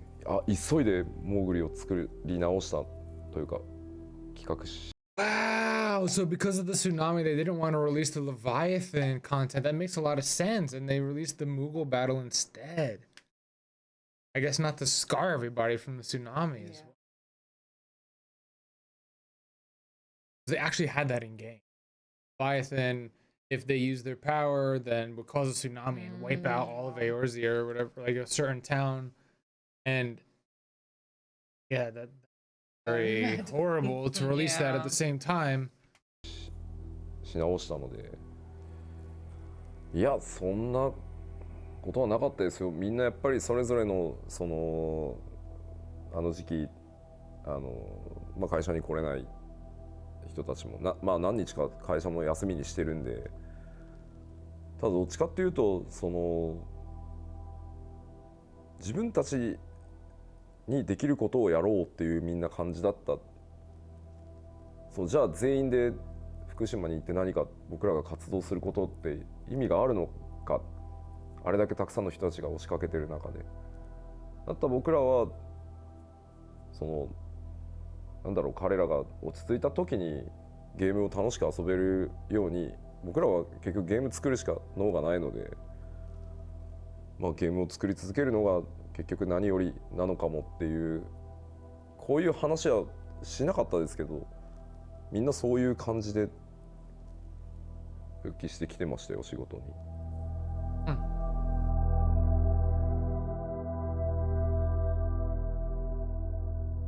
Wow. Powerful stuff. Over the coming months, the team would release patch after patch for 1.0. 1.17 introduced 8-player parties and more stable network infrastructure. 1.18 dropped in June 2011 and was a huge patch that made the game much more playable. Level caps lowered for story quests. It added grand companies, class adjustments, instance dungeons, and auto attack. Yes, would you believe this game still didn't have auto attack? It featured a more user-friendly map interface and also scrapped the controversial fatigue system. And so we need to take this concept that Yoshida-san has created, make it fit with the current world, write stories around it, make the transition seem seamless, and then in the new world, make it so that there's still some connection with that old world that will be understood by those core players, but won't alienate new players. It won't be something like, oh, you didn't play that old, the stuff in 1.0, so you're going to be completely lost. Because we don't want to do that either. We want to get new players to come that didn't play the original one, and we don't want to have them have to play the original to understand this one. And so trying to work the story that way was, it was challenging, but it was a lot of fun. We got to try a lot of things. We had a lot of freedom, then especially on the 1.x stuff, because in a sense, it would only be released, seen for a few months, and then it would be gone forever. And so, on one hand, that's really exciting because we can do whatever we want. We can create these crazy stories, have these crazy characters, all of these crazy situations, and go, balls to the wall. Those but on the other characters hand, persisted, though. we're working day and night on something that only a few thousand people are going to see and will be gone in 6 months. I really think, I look back at it now, I think we did a lot of our best work during that one point. And it's sad that no one is ever going to see that. Maybe, there's some videos up on YouTube where people can still go back and, like this and check them out. But a lot of, some of the best stories, some of the most crazy stuff went on during that 1.x period because it was pretty much no holds barred. Anything can happen. We had like crazy cults, and you had like, people from the Garlean Empire. There was like propaganda, giant dragons and machines, and it was just anything goes in a type of situation there, and it was just really a lot of fun. 1.19 signified the 1-year anniversary. Players finally got personal chocobos, and in the distance, one light in the night sky burnt slightly brighter, a sign of things to come. At the very first time, it was just some rumor between players. Oh, is it getting bigger? Time.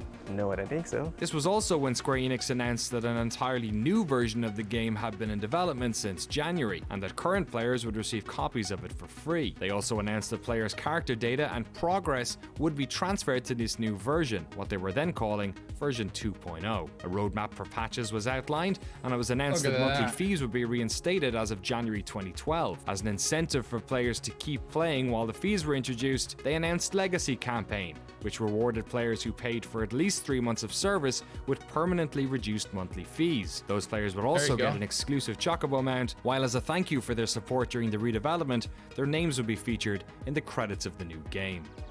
That's で awesome. 2011年10月 I actually got to that point at the end of A Realm Reborn and saw all the people credits. Pretty incredible. 14日に It was a long list, その but レ it's ルム pretty リボ cool ン that って they い put う it in there. 14を全く新しいゲームとして作り直してますっていう発表を同時にするこ Transition とで period type thing. どうなこのままアップデートしていくんじゃないの Still in the game to this. 一体どうなるのこの先楽しかったですよ 1.2 was the final patch of 2011. It saw all the servers renamed, while the moon Dalamud now seemed larger in the sky. 1.21 came in March 2012, introducing a new job system and 2 new dungeons. 1.22 followed in April. Dalamud grew closer, and now some players are beginning to have nightmares. Ominous dreams greet players who log into the game while at an inn. The community all the while trying to figure this out. Is the moon going to destroy the world? Then how will player data be saved in 2.0? They wouldn't have to wait long for answers. That summer, a trailer revealed that 2.0 would be titled A Realm Reborn, and Yoshida-san conducted numerous interviews explaining the future of the game and the features players can expect. Awesome. On September 12, 2012, the final patch for 1.0 was released. The game updates to 1.23b, and with it comes an enormous Dalamud, its mechanical outer shell now in full view. Players now realizing that this world didn't have long left. On November 1st, 2012, a final in-game battle began. Square Enix made entry free for the final week of the game, while a haunting song can be heard playing on the wind across the entire realm. While the server struggled to deal with the load, players got together with their friends one last time, as the development team in Japan spammed enemies outside capital cities. One group of players outside of Golda has become legendary, attempting to protect the city with what we now call the Great Gobu Wall. That's wild. Right before Dalmud hit Elzir, we had to do some chaotic situation to the existing world. So what we decided to do is to spawn the strong enemies at the near the main cities. Even when I popped the very strong, Manticore or the mobile or the giant monsters, players kill instantly. Right. Yeah, instantly. Yeah, just snap. So, oh Jesus. So you killed my monster again. So what we can do is just keep spawning the lots of monsters. And then in very late night, when I was keep spawning the monsters, the one programmer I've never talked to him before, but just coming down to my desk and then just give me a bit of paper with some numbers, which numbers I can understand. This is the number of the certain monster. Okay. I can type in so that I can spawn a very new, stronger monsters. Right. Oh, thank you very much. It's a program. So that was a very fun moment. You're like playing God. At first, I felt like God. Hey, players, can you beat my monsters? But no. I was very weak God. They were God. Yeah, they were God. So it was then, on Sunday, November 11th, 2012, just over a year after Final Fantasy XIV was originally launched, with Dalamud hanging in the sky, that the servers were finally turned off. And as they did, a trailer dropped, showing players what was to become of their old home.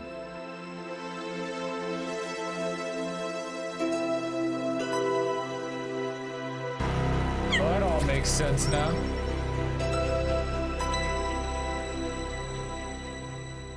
Sonic Rose, welcome back. Yes, I am watching the NoClip documentary. You're just wrapping up the second video. Lunestia, thanks for the gifted. Congratulations, Sonic Rose, on the sub.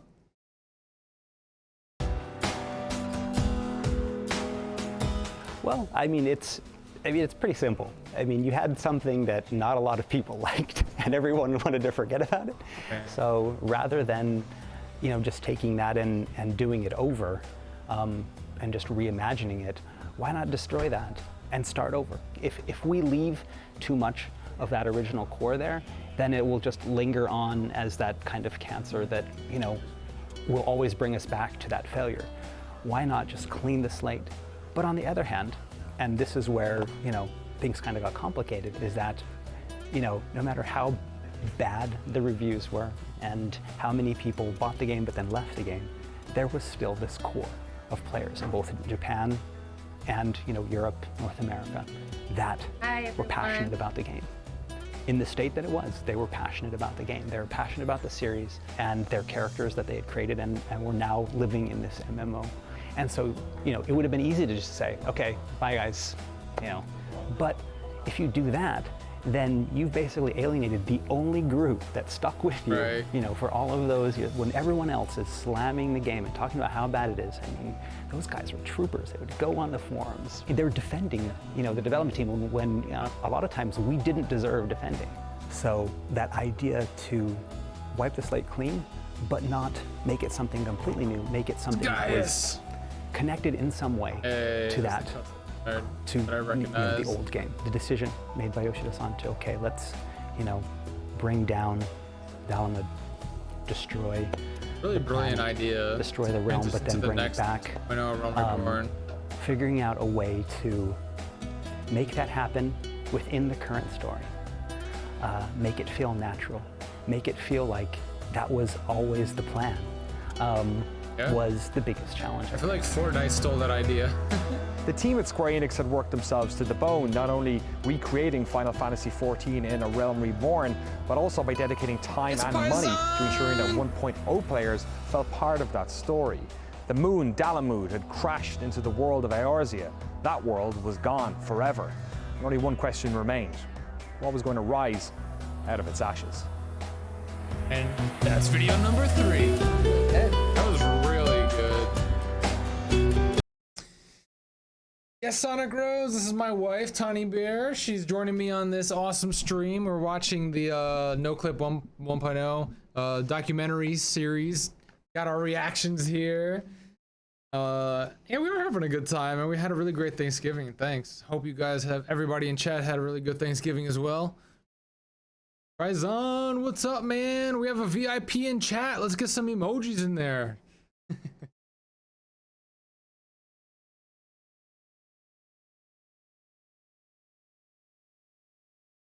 Hey, what's going on, hubby? Welcome back to the stream.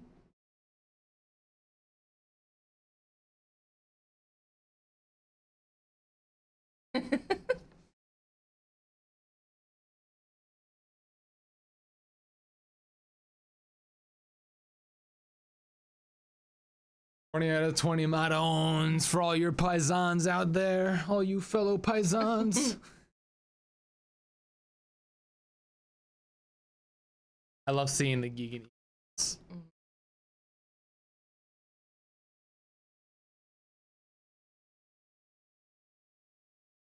So now we get hyped because we're on the last 26-minute documentary part 3. And then we get to hop in game and party the night away. Okay. Do we need a break? Do we need a coffee break or anything before we go to video 3? Good to go? All right.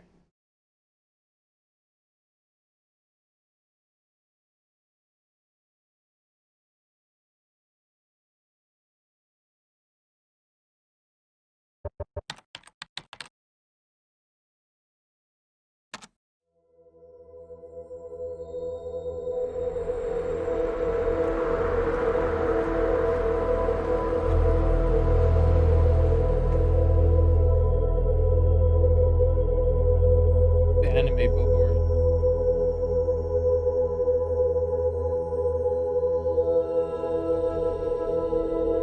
Hello and welcome to the final part of our fantastical tale. We sit on the eve of the rebirth of Square Enix's New World. Almost exactly 3 years after the original catastrophic launch, Eorzea was going to be getting a second chance. But this time, everybody knew it wasn't going to be getting a third.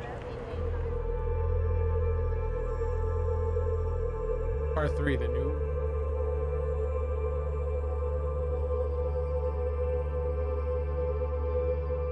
Once Dalamud had struck, Yoshida-san moved the 1.x patch team into the main team working on A Realm Reborn, taking lessons from contemporary MMOs, feedback from players over the 1.x phase, and elements that work from the original version. They crafted a modern Final Fantasy XIV, set in a vibrant world that reflected the energy of the franchise. And for Yoshida-san and some other members of the team, this was going to be a very public thing, as they took the short train ride from the office in Shinjuku to Shibuya to take part in a very special launch event. その渋谷のイベントへ向かうために朝電車に乗ってた。で、少しリハーサルを当然やらなきゃいけないので、まあ少し早めに家を出て、ああいよいよ発売日かって思いながらその電車に乗っていたらちょうどそのドアの近くに立ってたんですよ。そしたらそのドアの僕は右側に立ってたんだけど、左側に立っていた男の子、多分大学生ぐらいだと思うんだけど、緑の綺麗な男の子がすっと僕のところに寄ってきて、小声で「吉田さんですよね」本当に発売おめでとうございますって「プレイヤーです」って言われたんですよ。でそんな状況でまあそのイベントを始めて、でまあみんなでそのまあここまで来る話をまあステージでしていて、最後まあマイクが当たってきて話をしようとしたら、その朝そう言われたことをちょっと思い出しちゃって、いやいろいろあったなって思った It's an ら amazing moment right there. 言葉に詰まっちゃ I った would be 瞬 lost. I 間 would に be その lost 来 for てた words too. プレイ Yeah, ヤ I ー would たちお freaking 客さんたち cry. が Such an accomplishment. こう頑張れって言われちゃって Such an amazing もう accomplishment. 昨日もちょっと話したように MMO って It's all 発 good, 売して Sonic も Rose. それ Enjoy が your night. ゴールじゃ Appreciate ない you lurking on スター stream ト and なの hanging で out. なんかあんまり干渉に浸ってる暇なんて本来ないんだけど思わずこうプレイヤーにこう頑張れって言われたせいで泣けてきちゃってJunbi, I'm sorry to hear that you're sick. 運営を続けていこうと思います。本当にありがとうございます。そしてこれからもどうぞよろしくお願いします。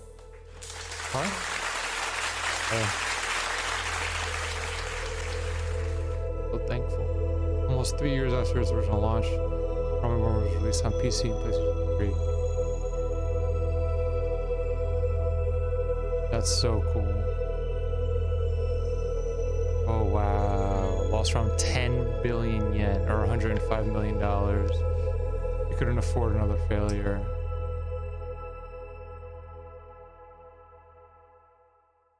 Huh. IGN. Oh my god, look at that old IGN intro, guys.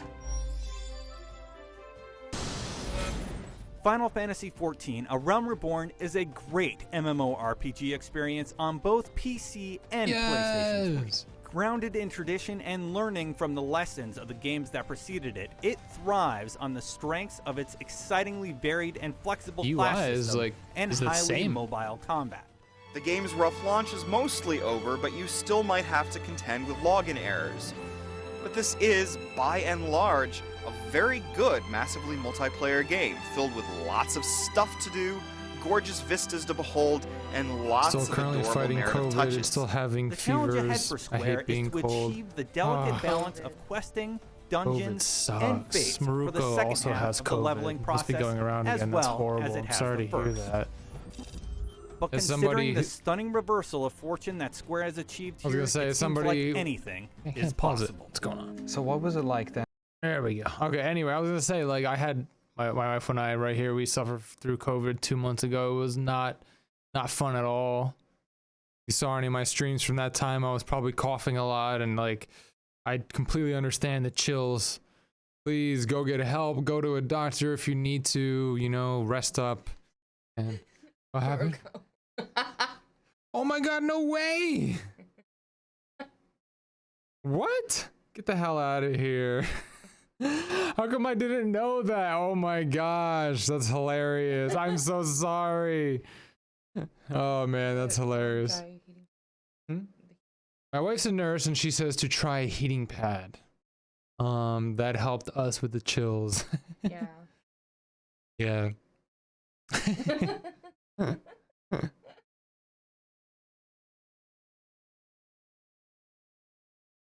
For me, it's like everybody has different names on Twitch, on Discord, and game. It's like keeping track of all of them is difficult. My cat is just rolling around and being adorable right underneath the camera. He's so cute. Can't even show them, no. That's a shame.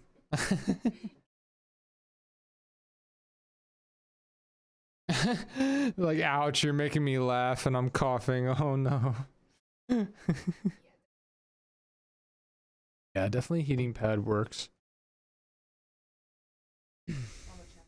On the chest. Heating pad on the chest. He wants your chair. That's what he wants. He wants to go on the gaming chair.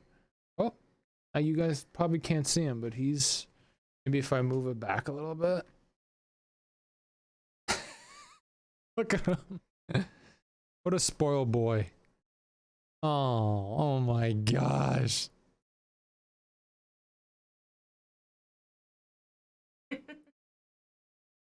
He does that. He does that. That's why I have 2 chairs up here. Because I don't have the heart to kick him out.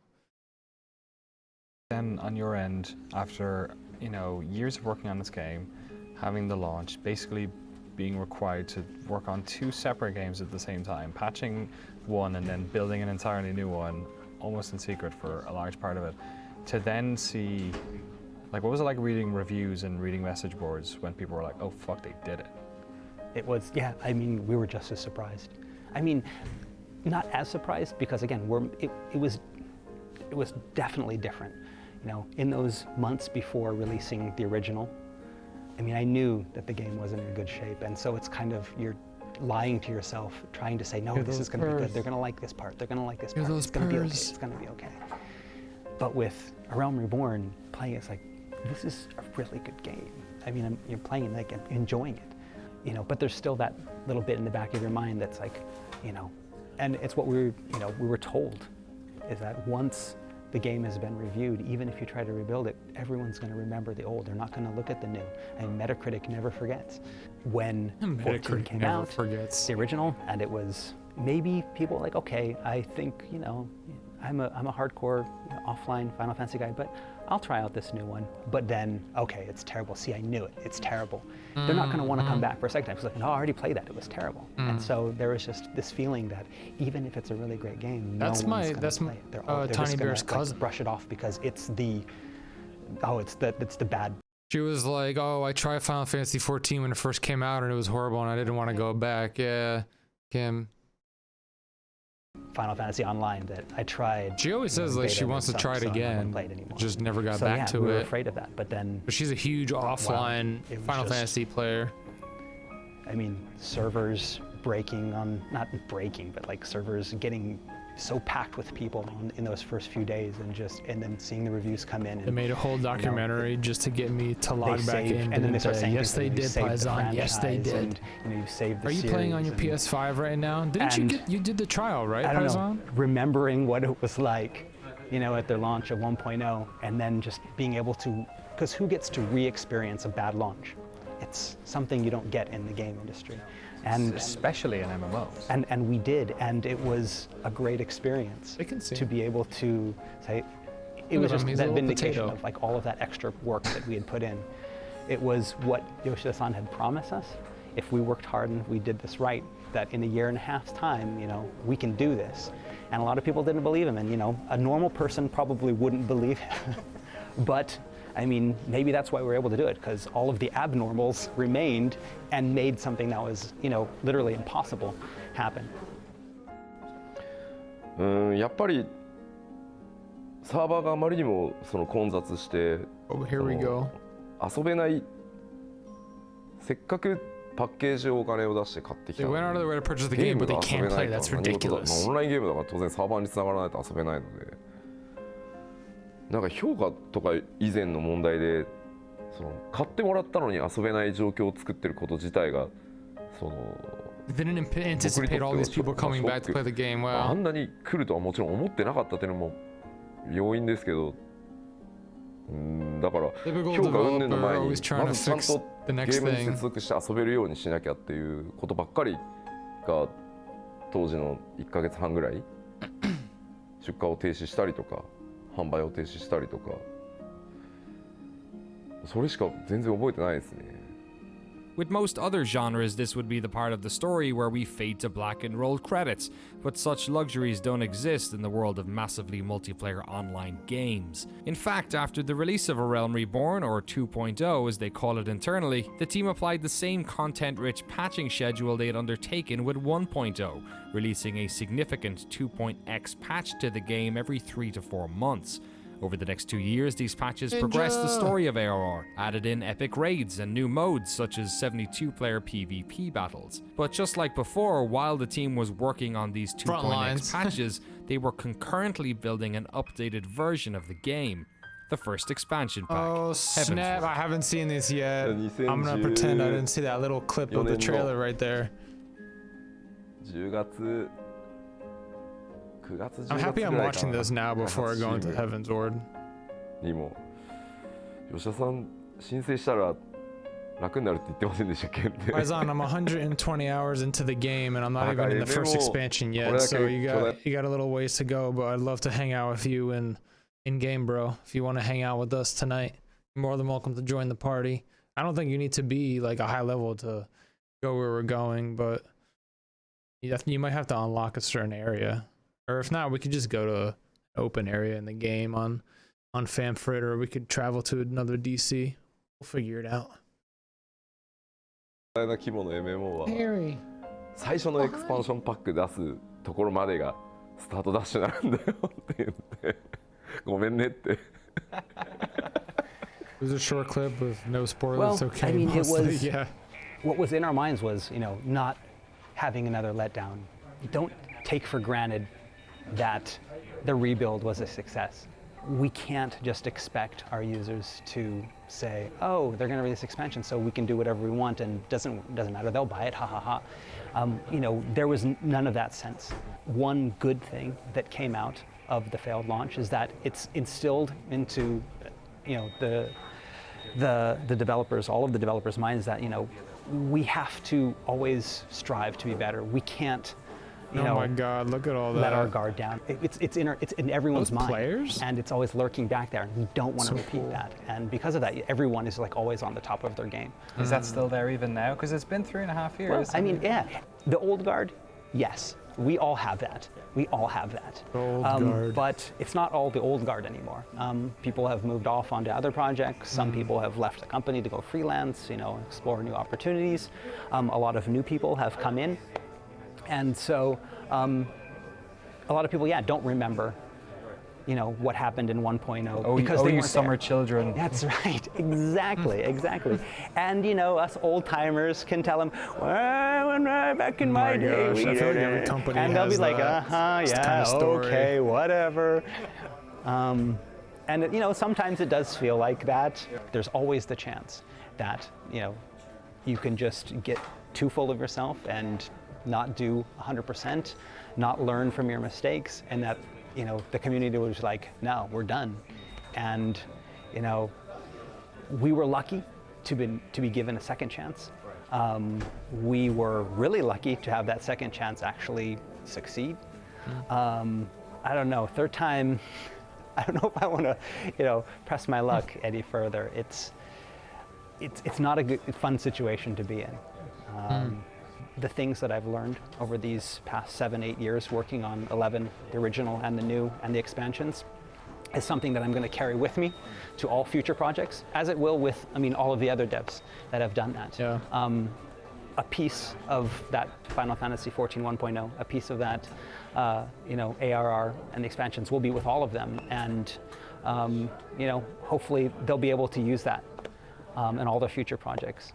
Heavensward was another win for the team. Critically praised and loved by the community, it helped push cumulative subscriptions for the game beyond 5 million. Damn. In fact, the amount of players in Eorzea has kept rising. 5 million.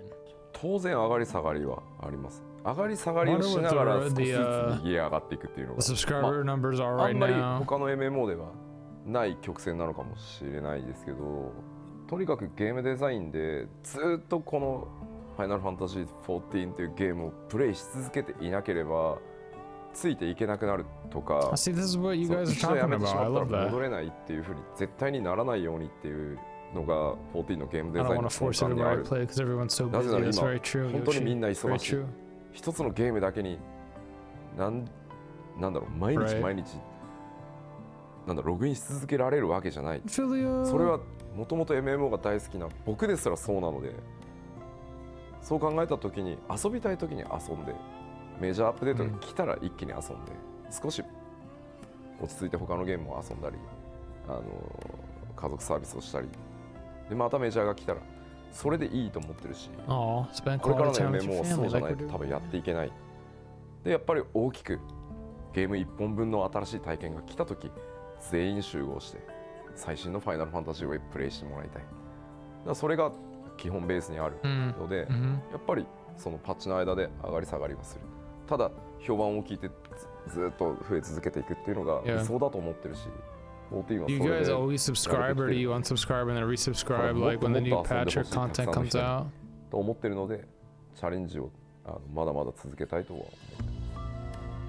This is a great The latest docu-series. expansion pack, Stormblood, comes hot on the heels of 2 years worth of 3.x patches, which have added fresh storylines and features to Heavensward. With it comes increased level caps, new dungeons, jobs, raids, zones, and some changes to the battle system. Stormblood will also mark the end of the game's lifetime on the PlayStation 3, but of course in the intervening years, the team has since launched the game on the PlayStation 4. Final Fantasy XIV had been a financial disaster for Square Enix. Subscriptions were turned off off for most of the 1.x era, and the company poured significant funds and trust into the team tasked with its rebirth. The importance of this franchise to the company is mirrored by its importance to its players, and of course the development team. This is a group of people who have dedicated years into ensuring that this game came back from the dead. Yoshida-san says he only needs about 4 hours sleep a night. I asked him about his social life. He says he doesn't really remember anything except work. He speaks fondly of those players that stuck with the team, those warriors of light that were saved at the end of 1.0. His respect for fans of this game and all Final Fantasy fans is clear to see. The realm of Eorzea is totally different now. A bustling, vibrant place full of stories, quests and adventurers. A world expanded upon even more with the release of Stormblood. But the old world, the story of 1.0, the fall of Dalamud and the people who survived the cataclysm will always live on. Those who were there, be them player or developer, will forever be bound together by that experience. Instead of a lot of games will create, these myths for their games, we have a myth that actually happened, but because it happened so long ago and only a few people saw it, most of the new players now, they look at back and it's like, did it really happen? What is this battle with the White Raven and Riven Road? And it was just this grand battle, all different. I've subbed, then lapsed, then resubbed, then lapsed again, and this is the longest I've been consistently subbed. Cool.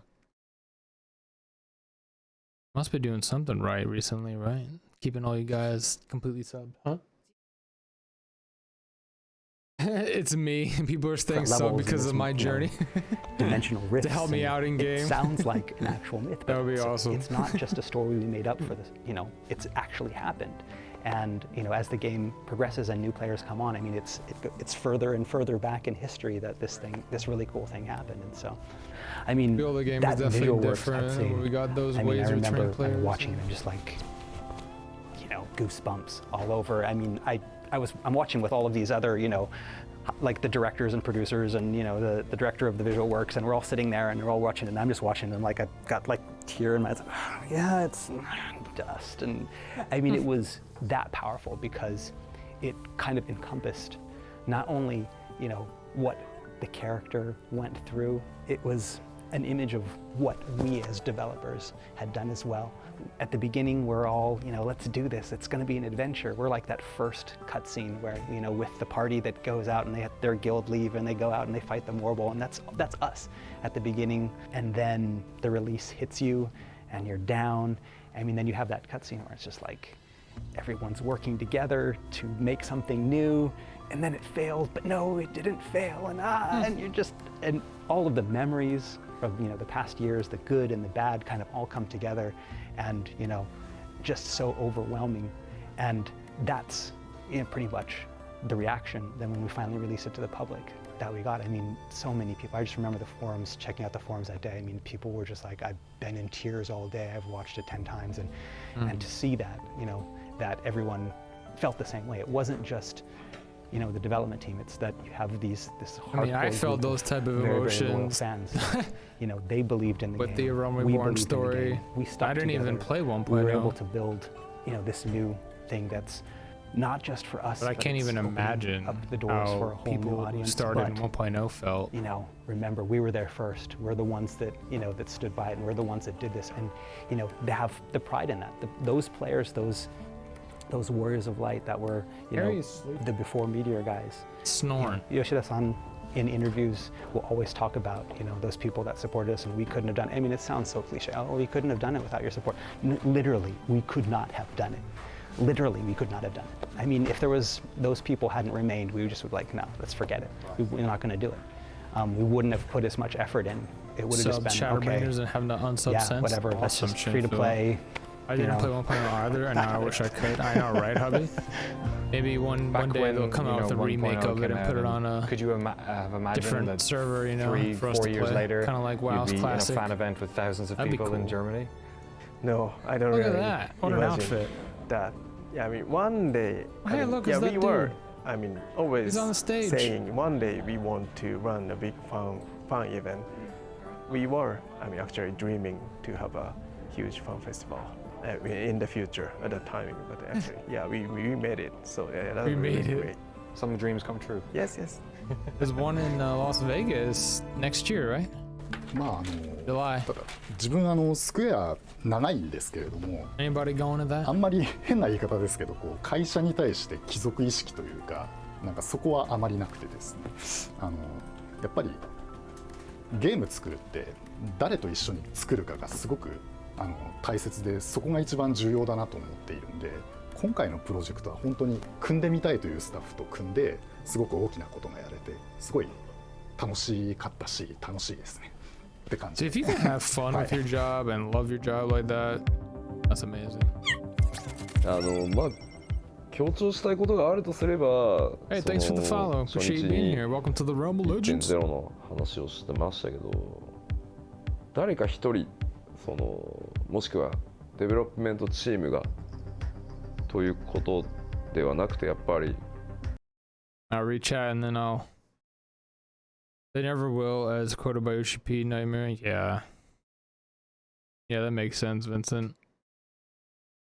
Already said he's not gonna make a classic server 1.0. Yeah. You guys plan to go? Awesome. For those of you who never played 1.0, you would not have enjoyed it, trust me. I played it and it failed for a ton of reasons. Oh, we have a veteran in the chat.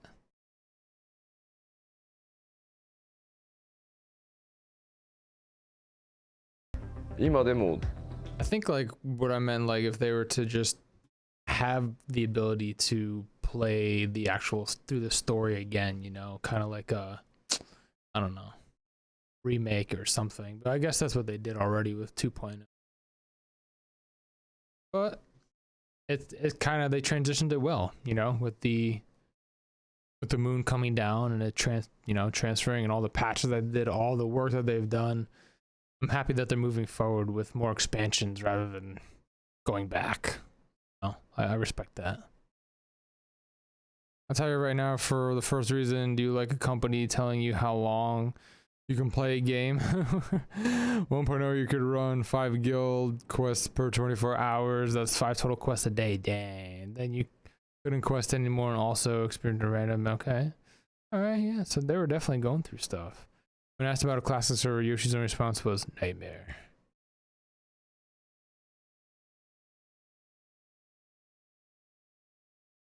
Yeah.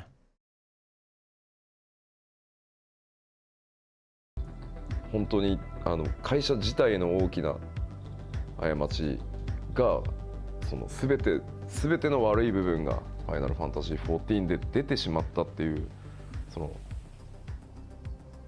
まあそれはリリースって意味のデータではなくてそれが全て爆発したのがファイナルファンタジー14のオリジナルバージョンだったんじゃないかって本当に強く思ってるので、でも今まあ14のリバンプを会社全体としてやって15がリリースできて、Of course, now he スクエニは少しずつ変わってきたと思ってるしもっと変わらなきゃいけないと思ってる。もしかすると少し安心してる人たちも今いるのかもしれないけど、まだまだ変わらなきゃいけないと思ってるので、なんかそのあたりがうまく伝わってるといいなとは思います。これはなんだろう、スクエアエニックスっていう会社が作るゲームに期待してもらってる人が世界中にたくさんいると思うんですけど、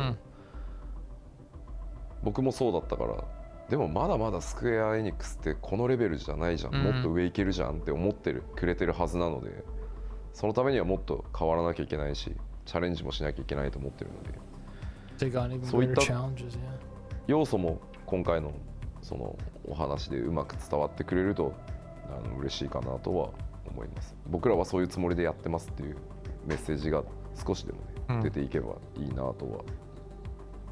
プレイヤーの皆さんと会社が望めばそうなってると思いますし、プレイヤーの皆さんや会社が他のゲームを作れって望んでくれれば他のゲーム作ってるかもしれないですし、両方一緒に同時にやってるかもしれないですし、僕は少なくともスクエアエニックスって今会社の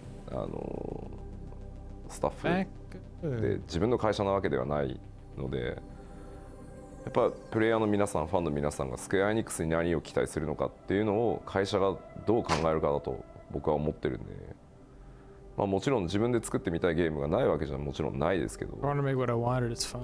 まあ好きなものを作りたいならね、会社辞めて自分で会社作って作ればって思っちゃうんで、まあ望まれる限りは頑張ろうと思いますけど、ただそろそろねプロデューサーとディレクターのどっちかは誰かやってくんねえかなって思いますけどね。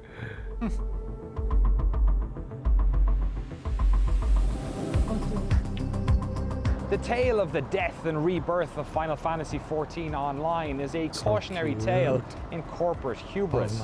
It's a story about the power of humility, respect, and unity.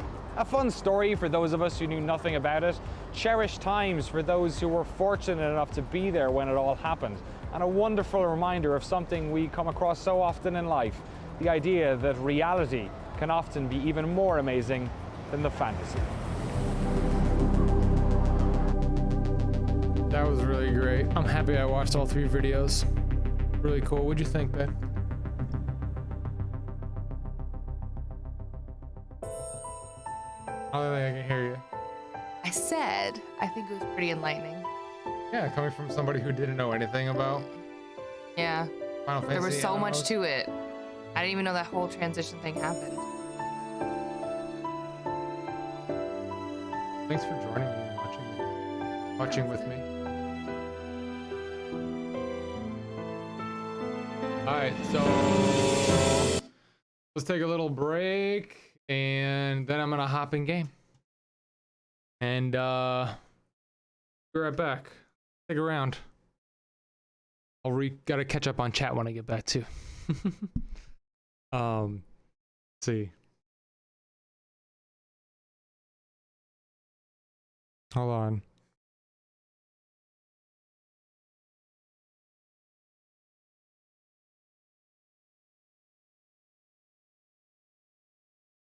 When AR came out, it was not without problems, shortcomings. Everyone improved the game by a lot, and Shadowbringers is almost completely a game that AR went back in the day.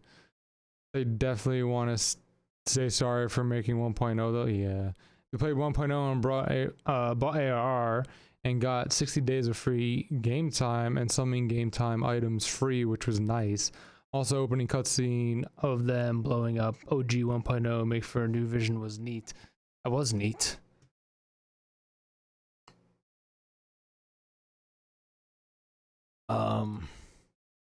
Look up trailer. You guys get to see everything on my computer. Isn't that nice? I know, right? Cooge. Anybody else watch Cooge? 11 months ago? I don't know if this is the original one, but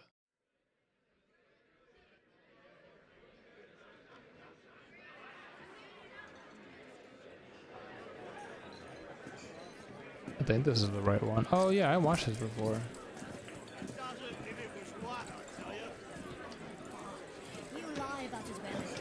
I'll let this play and you can watch it, babe, while I go use the bathroom. I'll be right back.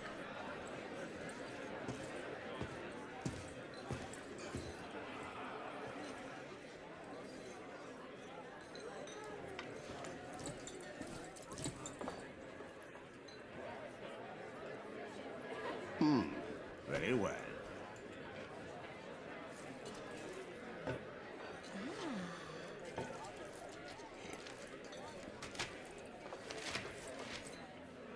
How long must we wait? I grow weary of the company. The feeling, my dear, is mutual. Aha! What do we have here? No job is too daunting as long as the coin is good. Bah, you'd sell your own mother if the coin was good.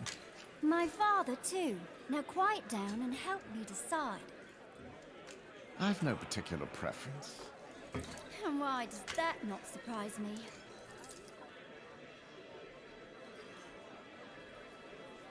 Choose as you will, Midlander. This beast Our in a fate frenzy the likes I've never seen! Look out! He's right on top of us! Move, lass, move!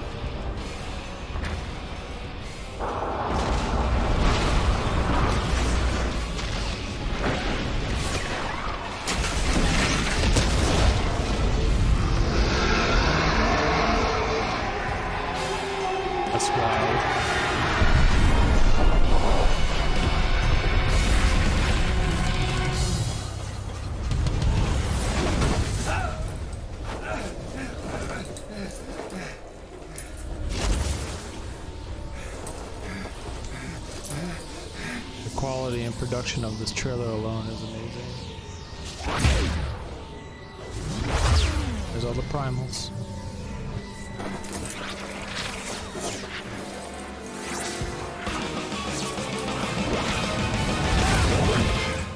Yep. And he's back. Look who's returned from his reverie. So nice of you to join us again. And shook. Well, don't keep us in suspense. This one. We'll start with this one. Ah, he speaks. Can we go now?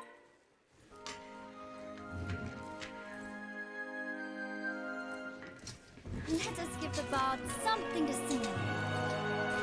Let us give the bard something to sing about.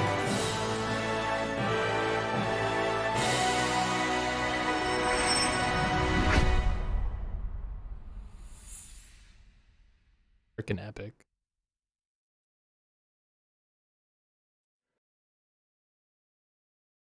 Sweet. Give me a minute while I log into the game, guys.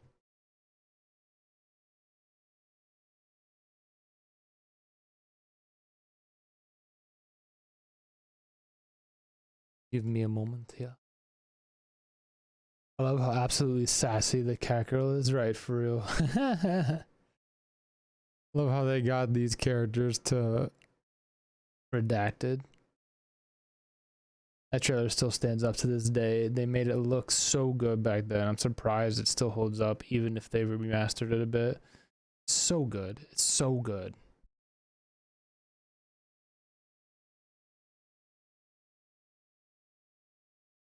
Just embodies the whole, like,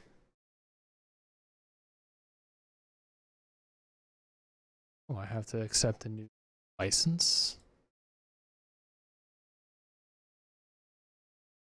Unable to retrieve account. Though this is always happening to me. Just played it the other day.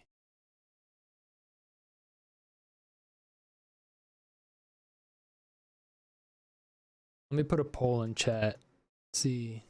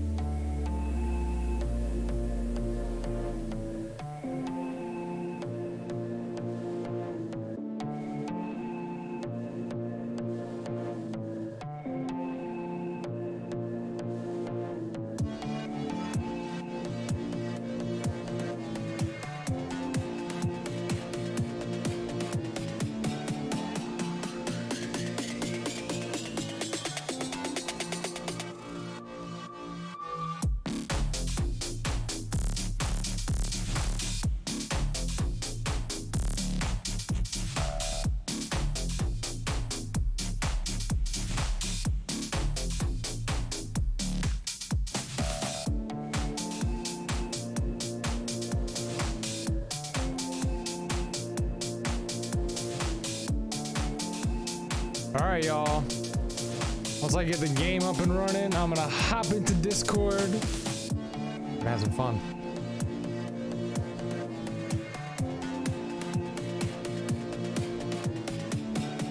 If the game ever cooperates with me.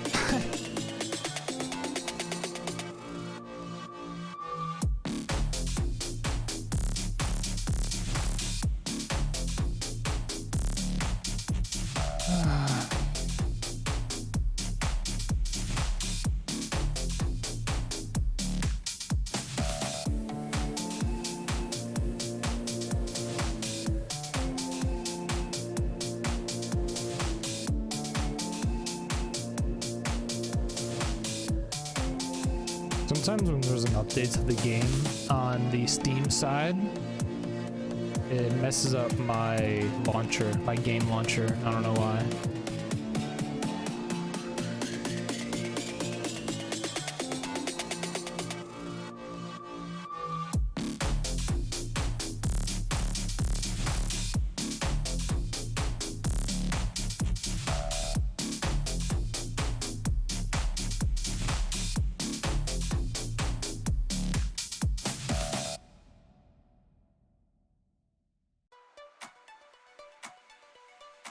hell? All my settings have been reset.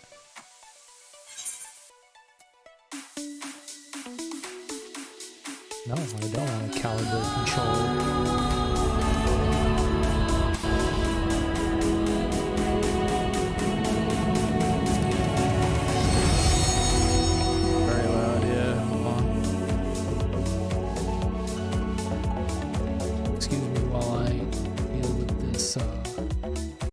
Transition here, everybody.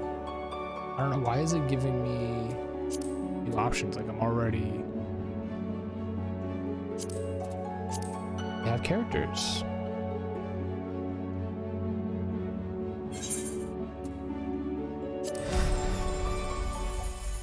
Every once in a while it makes me reselect every single account. Stop it.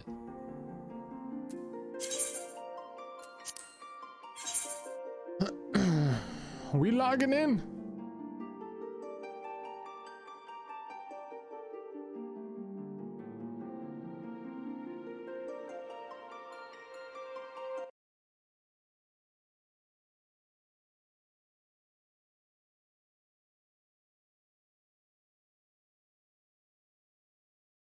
There's a 4th North America data center now? Apparently. Maybe that's why I had to go through all that rigmarole again. Starting November 1st. That right there. Yeah. That's the new servers that Anda transferred to. Yeah. That is correct. We're back.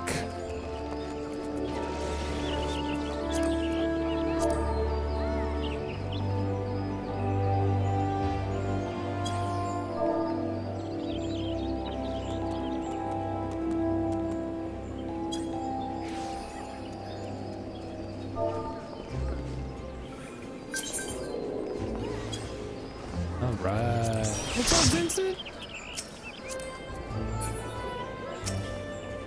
Hello. Hello, Nestia.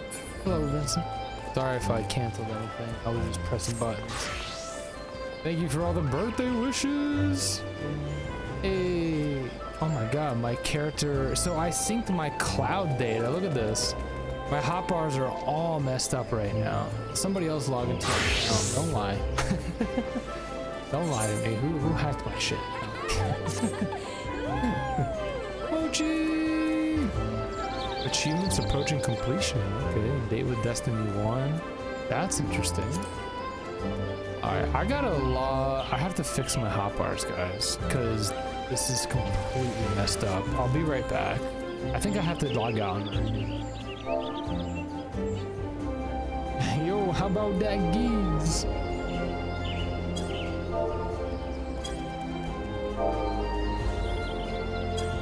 Hold on, I'll be right back. I have to log out and sync like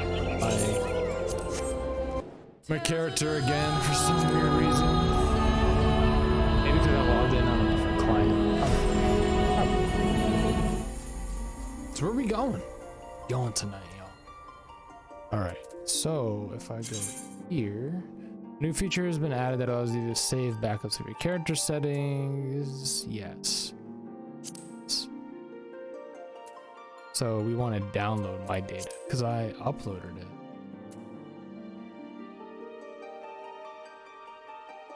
I'm not sure if I should restore or download. I'll try downloading.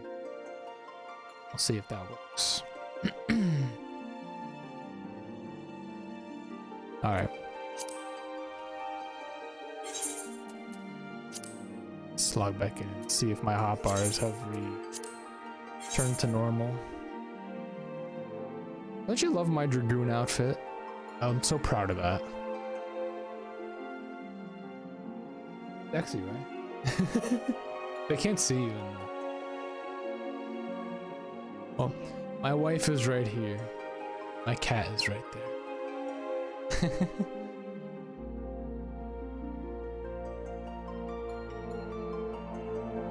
Logging back in. I've never tried the online config save. I just use the backup option from the launcher config. Wait, if you're gonna start playing when? Right, exactly. Gotta get her on the other computer. Alright, we're back. We're back to normal. Looks like my hotbars are a little smaller than they used to be. Welcome. I know, that's my cat. That's my little cub cat. Vincent. Cheer jump. Let's go party, y'all. Hold on, let me get into proper outfit. Proper outfit. I don't really have a party outfit, to be honest. I mean, right, this is my party outfit. I can't even apply it. I'm gonna wear pajamas. This one? Yeah.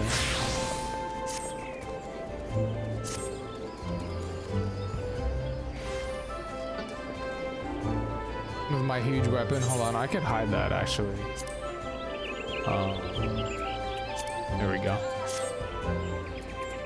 Where we're gonna go now? We're going to try to find some place to play that plays music. I have no clue where to go, so I lean on you guys to show me the way. To show me the way. That feature is great if you use two computers or just want to back up the transfer UI. But settings, I do use two computers.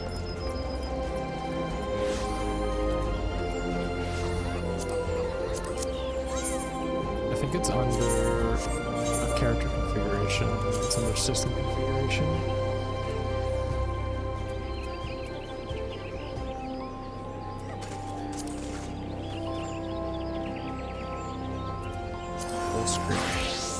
We want full screen. We want this one right here. Why? This should work. Yes. Okay. Fantastic. And there we go. We're back to normal. I think. It's a little blurry.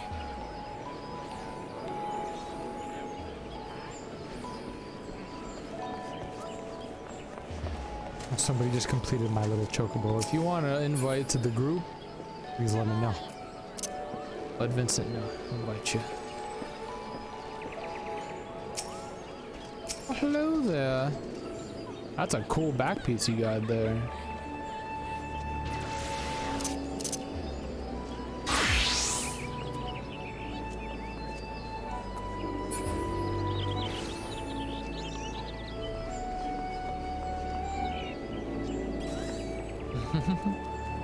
Yes.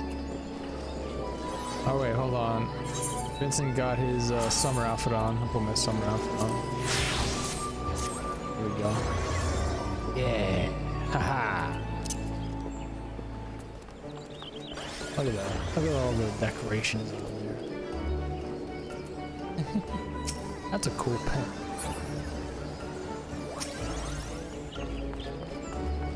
What are we doing, guys? Where are we going? What are we doing tonight?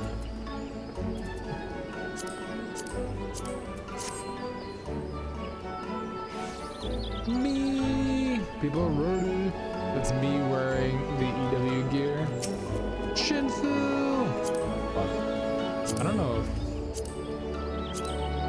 if... Sent you an invite.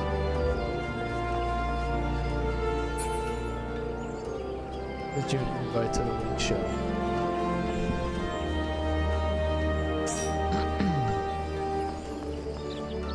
Let me hop in Discord. I'm not seeing anything on Primal Club wise right now. Or we could switch. I don't mind going somewhere else.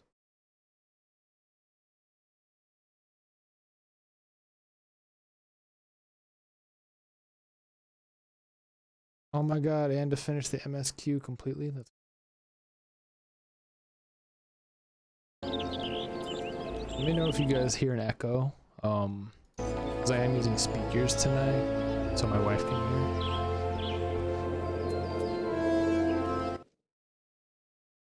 Discord. Game chat. Hello? Hello. I'm over in the Discord. If you are interested, you can do !Discord and join us over there. and we'll hang out.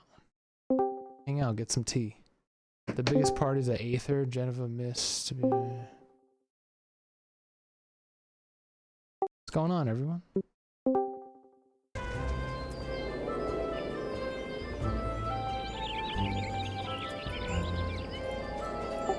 You guys? Not hearing anyone. Let me adjust my settings.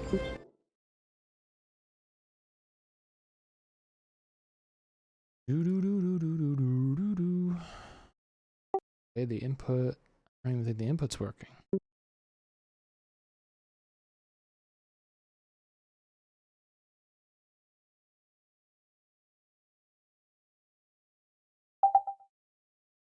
Hear me now?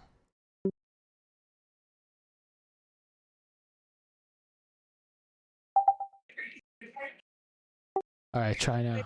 You guys hear me?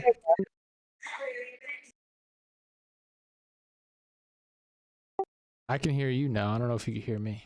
Yeah, I can hear you now because that's the thing is it's easier if I mute Twitch so I don't get like a double of you. Yeah.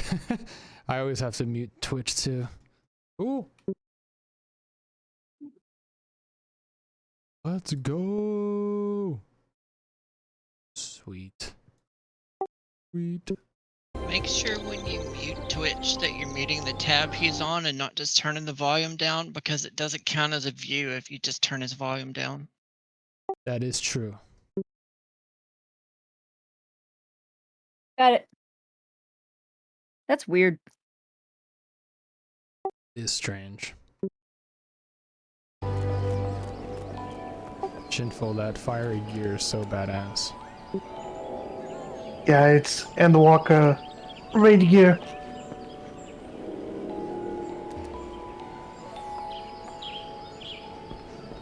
And the weapon is the relic weapons for Endwalker. Very nice.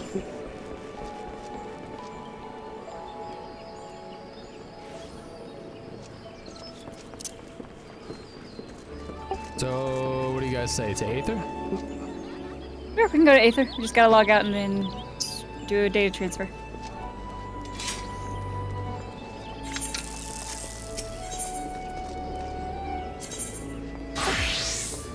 Oh, so you can't do it from this world visit thing? You have to go log out? Yeah. Yeah.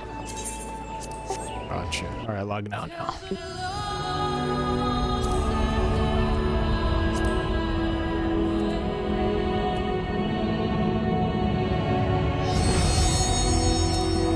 West Coast, let's go. You want to actually go to Primal, like stay on Primal? You actually have to go to Geek your character to transfer them. Oh. Because if I log in just like this, it's just I'm gonna have no characters on there. Right. Gotcha. Okay. And then, which world will it be? It's gonna be on Aether Genova. That sucks. I have to go back to Seraph before I can go to Genova. Yeah, me too. Mine is on Saga Tennis. And we can't be in a party. Oh, yeah, so... Yeah, I made sure to leave before I transferred. How do I... You would right-click. Aha.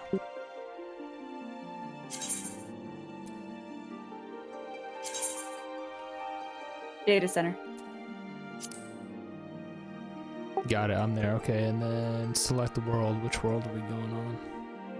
Ether. It's Aether Data Center, and the server is Genova. Gotcha.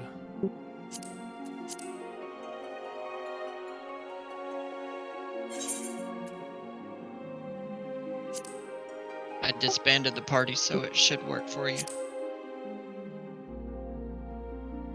Probably thinks he's still in because he logged out before he disbanded it, maybe.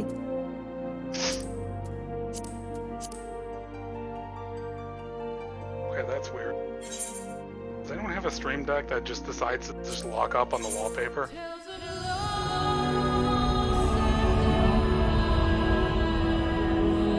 There we go, it's gone. Oh, there we go. Because the problem is I use my Stream Deck to switch between my 2 microphones I have. Yeah, and you're gonna probably end up in Limsa since you started off as a Marauder. That makes sense. I can hear you, Vincent.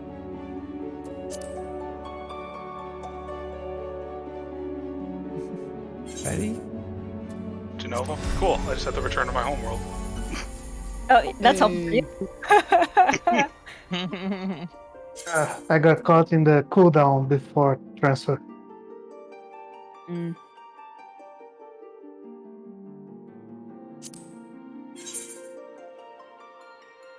$32 players, not that bad. So we're going to like another data center though because We there's may a have party to on this unlock one. Mist for you. So we're going over there. Because the server's full. Not long, maybe. Oh, of course. Let's party! Wah. Good night, Basha. Have a good night. Thanks for hanging out. Wow.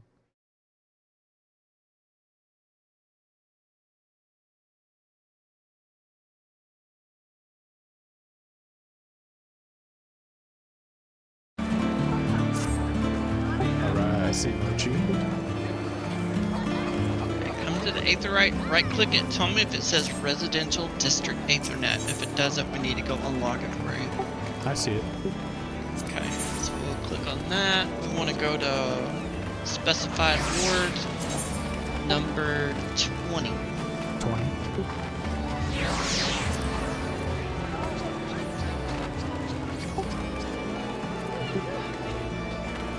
So I'm only 20th ward because I'm only seeing plots like 1 to 15. No, it's on the it's to the left. You see the numbers on the left? Like the left. Yeah. There's like ward, right? Like the number 20. No, right? no, like right. Yeah, under ward it'd be 20. Then click on 20 and then hit confirm. Okay. Sorry, first time doing this, y'all. Thanks for your No, you're good. You're good. No worries. Trust me, I was confused the first time I did residential districts too. Housing enthusiast. And then we're gonna go to plot 60. So here at this shard, choose Southwest Subdivision.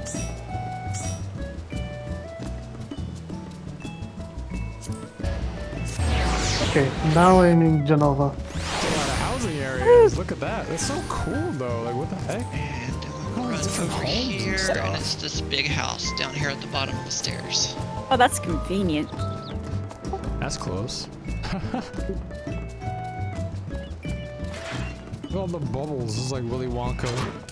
Oh wait, where's Vince? Should we wait outside for the others, or they can just join us? I don't mind waiting outside.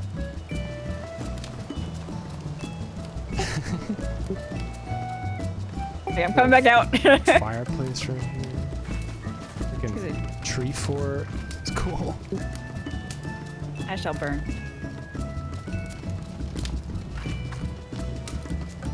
It's like yes.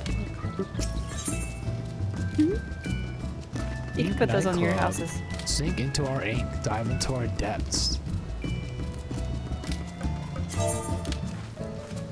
So, which ward? Let's see here. Ward 20, Mm-hmm. plot 60. Let's see. How do I invite you? Oh, I can't even see the crossworld link show. And when you come in the door, you'll turn left to go downstairs. If anybody else is interested, there's Vincent, but I cannot invite him to the group.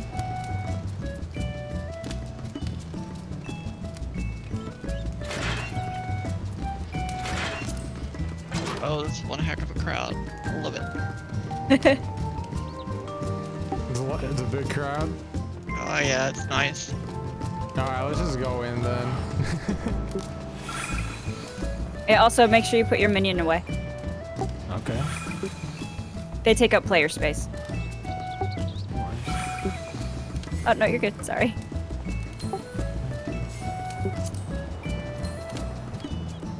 You should be able to open the minion menu from somewhere. You can also just right-click on your minion and I think it's just dismiss. Thank you. All right, here we go. Let's do this. Knock, knock. We're here to party. Oh my god, my friends are here. Oh, nice. Hello. Holy crap, there are a lot of people here. Wow. Join the Twitch. That's cool. You like just go straight in. Where do I go? Upstairs? Huh? Where did you guys go? Upstairs? Downstairs. Downstairs. Went to like an upstairs room. Hey, downstairs. Party hat. Whoa! Yes, let's go!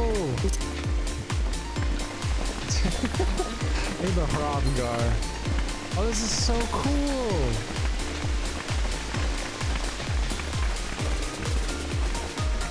I don't think I have permission to enter.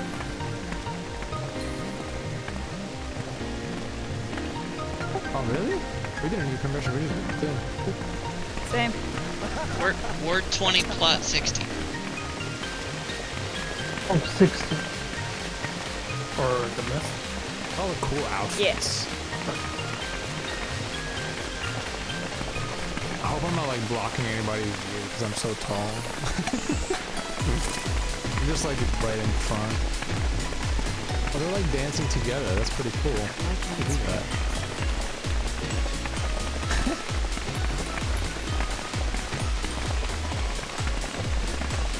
Come join us, you leader! I got a whole Christmas theme going on. I gotta turn the in-game volume up. I hear the emote, but I don't hear it.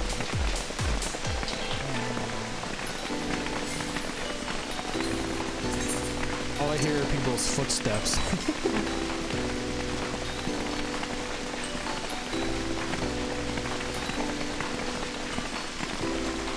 I'll link the music stream in the Final Fantasy channel here in Discord.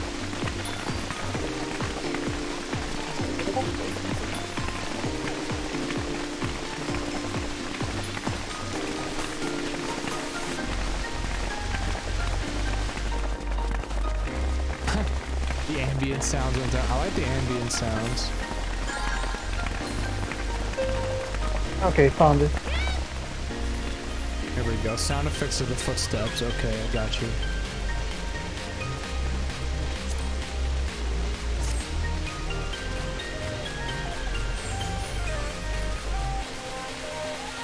Hey. Let's just lean against the thing. Come here often.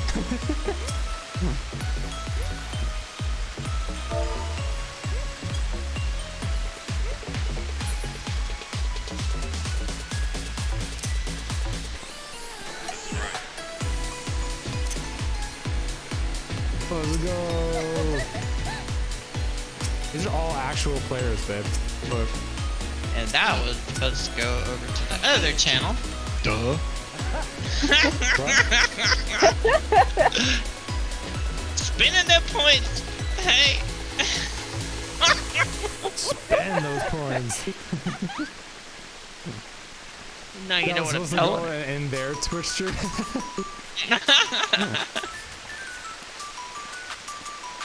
Look at these people, they're just dancing on top of the table.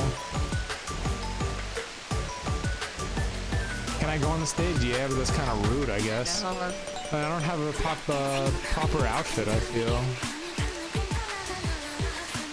They're all themed. These might be, I don't even know if these are bots. It's pretty, might be just members of the house. This is a guy walking down like a boss. Music is sick. This is an actual DJ. Where's the DJ go? Game. If this happens every night across every freaking world, it is amazing. That's so cool. It's so fun. In a million different places. So this DJ's name is Swag Sound? Swage? Wage. Okay. He was a live DJ here in LA before all the COVID stuff happened. And then when the lockdown hit, he found this game and found out that he could DJ in world, and it's just taken off from there. That's awesome. Yeah. So he's actually doing a virtual world tour right now, introducing one of his new songs. Wow. Oh, I see them. I just joined his Twitch. Hey, there we are. Sick. Oh, you have a Lola cheering you. Oh.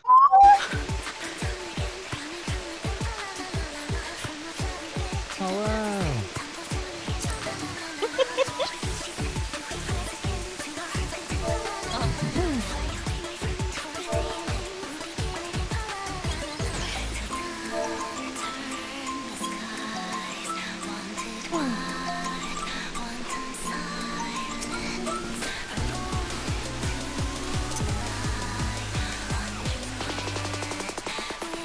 You leader. Love it.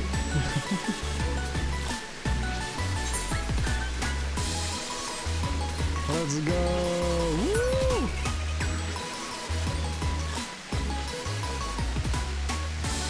All these people are saying happy birthday to me. That's so sick. I love it.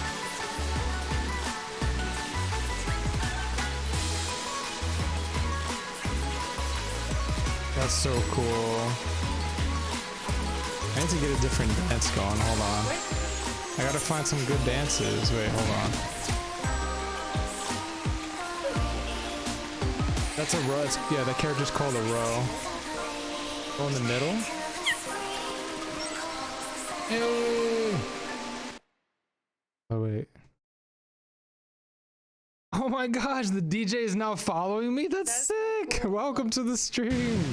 Thanks for having me.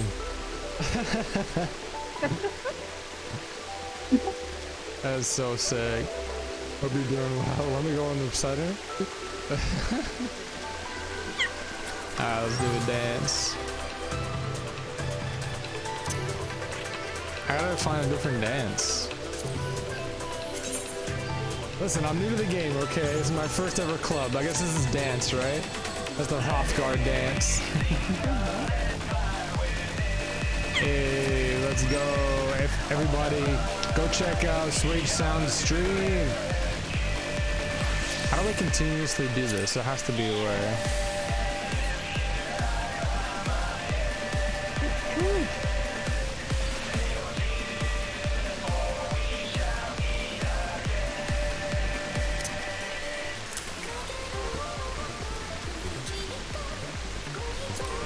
Sometimes you should see Mike from Twitch Games do the RP with his FC. Isn't there a command like to continuously do the emote without spamming it?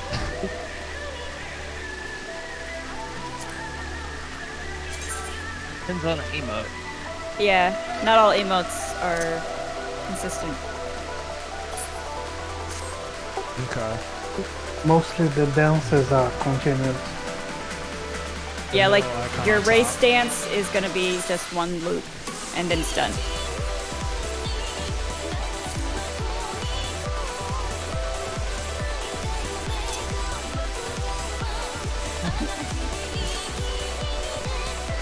Yo, I appreciate all the follows. Thank you so much for the follows. Welcome to the stream.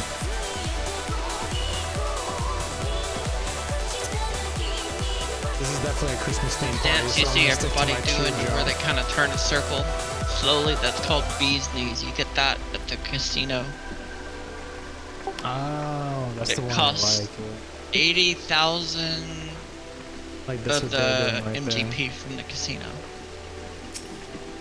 These knees, okay. I mean, that's just one fashion report, Yeah. which actually should be still open. Yeah, it's usually for the weekends, right? Yeah. It goes Friday to- till So reset cool. on Tuesday. Yeah. I like how chill the music is. I like the waterfall. Like, very cool. I love everybody's outfits too. Like everybody goes to these clubs with like special outfits and stuff. So sick. I'm forgetting how to DC travel. Help, please. Jumbi, you have to go into your character screen and then right click on your character. And then you could choose where you want to go.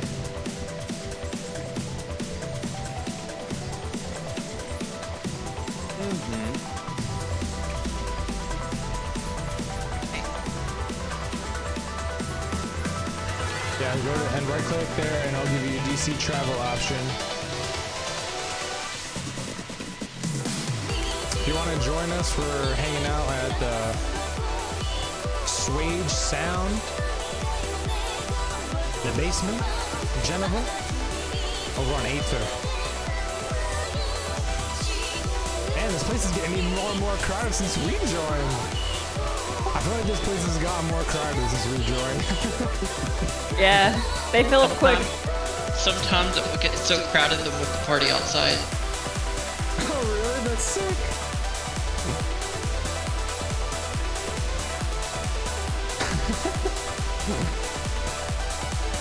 Let's see. Kinda has some red in there, huh? No, right? I think I could dye my outfit. Let me see if I can dye my outfit. I don't know if I have to do it here or salmon pink. Red dye, here we go. I don't know if this is like Guild Wars or not. Oh, you have to do a recipe? That's okay.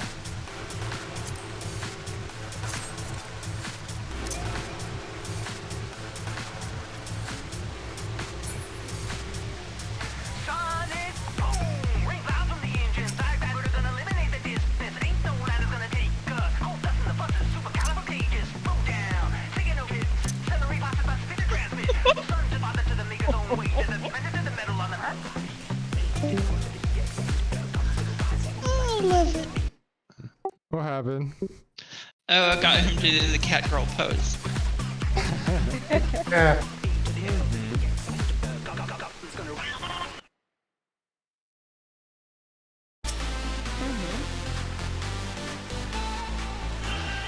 Let's go.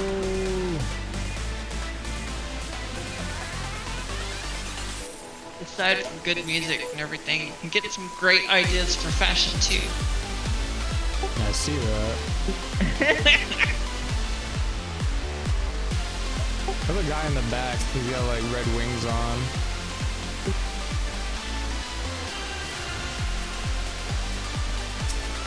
There's like VIP areas. There are some VIP areas.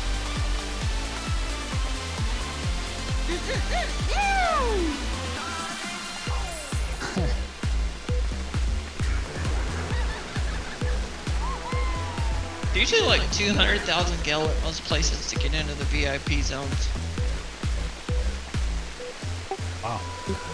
Some nights you'll get somebody that'll buy out the whole thing so everybody can get up there. Do you lovelies want to be added to the photo booth list? Oh my god, there's a photo booth? That's sick. I know you.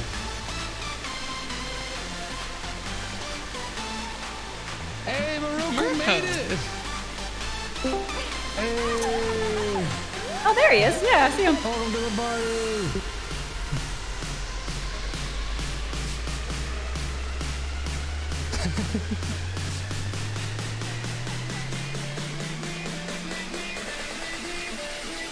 Swage has some pretty cool rings.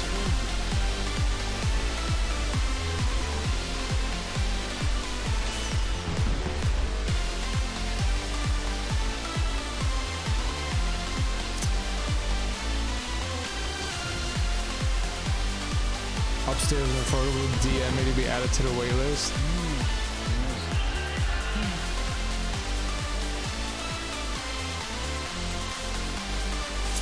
Gigan, you inspired me to get Mango's Dragoon leveled up, so I've been working on that.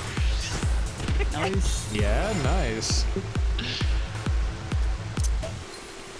There's something hilarious about a Lala with a giant toothpick.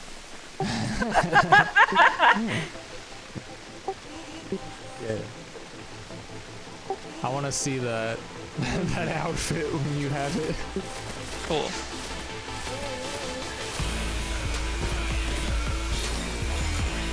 Just go take a break and sit down. I mean, dancing can be tiring. Need to take a break. All right.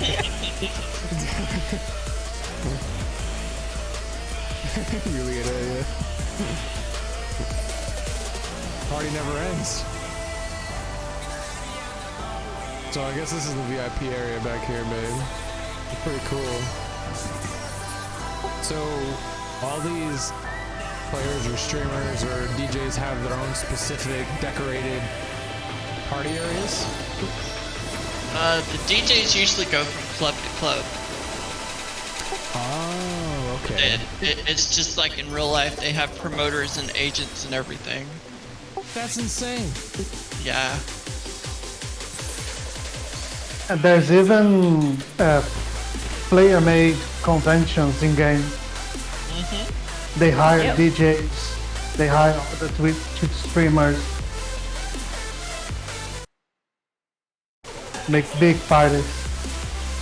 Yeah, like people actually line up to meet like streamers too.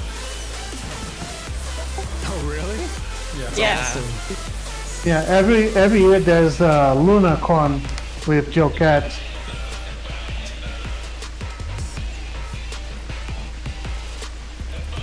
I think I remember LunarCon. I was just starting to play the game when that was happening. Oh yeah. Yeah, it happened early July this year. Yeah. Yeah.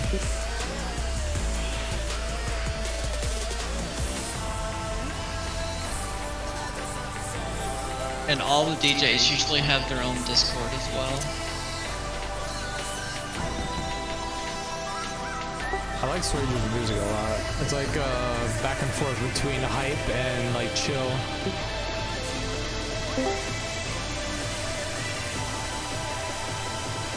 Hey, a fellow Hrothgar.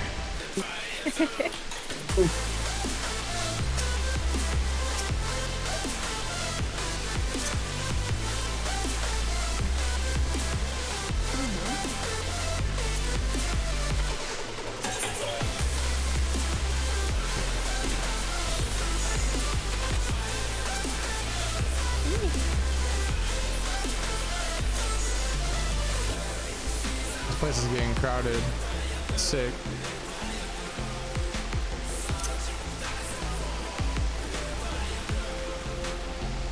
Oh, Mirko, that would be cool to find the songbirds out somewhere.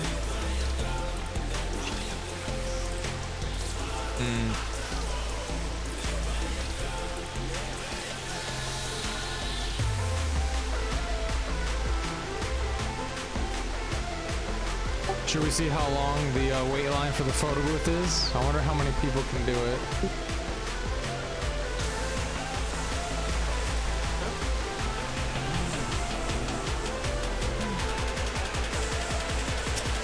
Yo!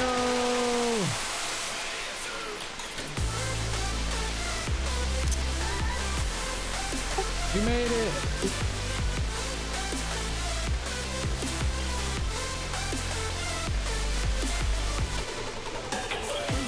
This is a nice space.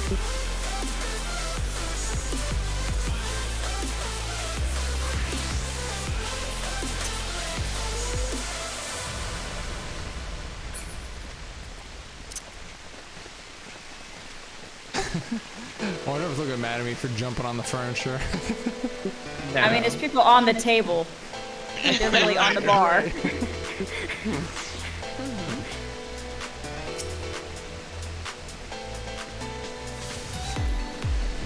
Oh my god, there's a pole. They'll babe. whisper you if they don't want it to happen. Yeah. but usually they don't mind.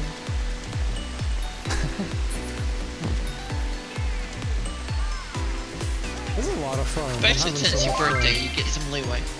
Right? It's your birthday. You do whatever the fuck you want. I'm sorry. Exactly.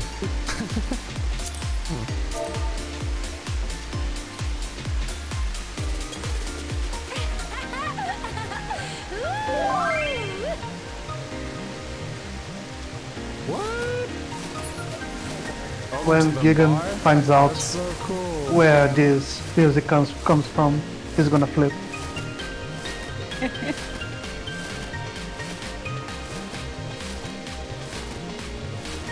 Should we ask what's on the menu?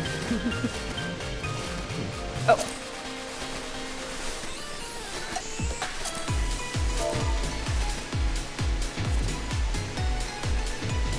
What should I ask for? Whiskey? I don't know. I don't know what they got.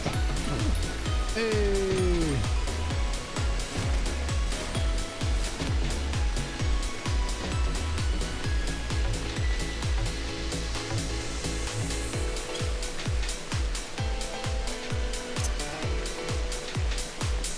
Oh wait, I got a cheers, Vincent. Let's do a cheers. I don't have that. Is there like a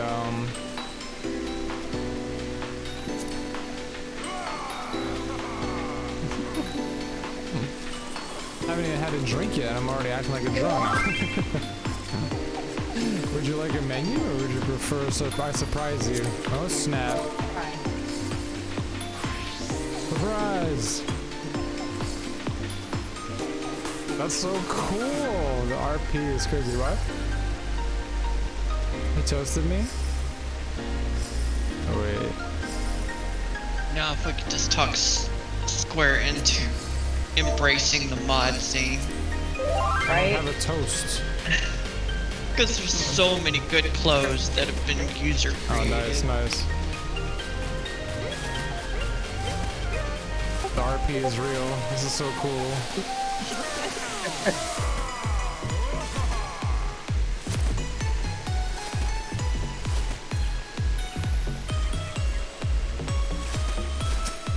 I love how she's like going over to the like drinks and like contemplating like Oh, so I have enough comments to be a mentor. And they're just like throwing snowballs at people. Oh wait, let's start throwing snowballs at them. Oh, I don't have a snowball on my hand. Oh man, they're dead. They're on the floor. They're done.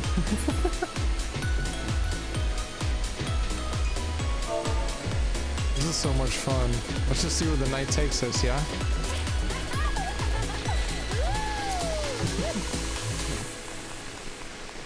I dance on the railing. Yes, Eureka, let's go. Try to catch songbirds doing a performance one of these times. Okay. Oh my gosh, look, Eureka's up there.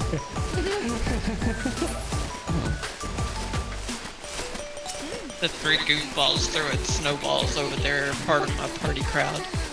Nice. So there must be actual snow there then.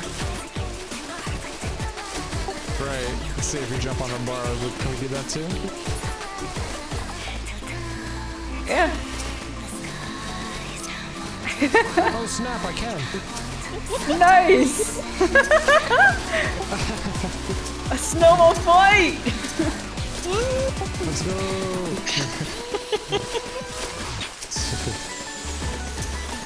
Oh, wrong button. I was just around the bar, damn. Test the physics on everybody's cards and see what they can stand. Oh, this is great.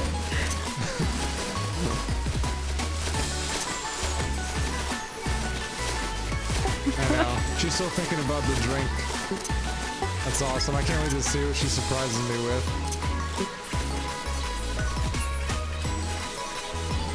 I don't know if I said it on Discord, but the bartender was, I was like, DM'd me. It was like, can I get you anything? And I was like, surprise me.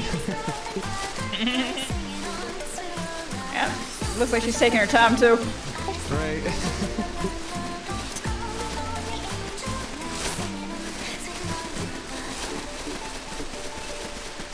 I'll just go lean against the bar.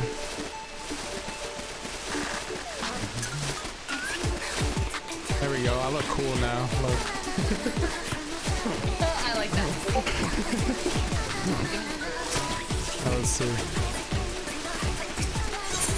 Oh, thank you. How much do I owe you? Looks like she just did an emote for you for making the drink. That's pretty cool. That's so cool. Soot black dye.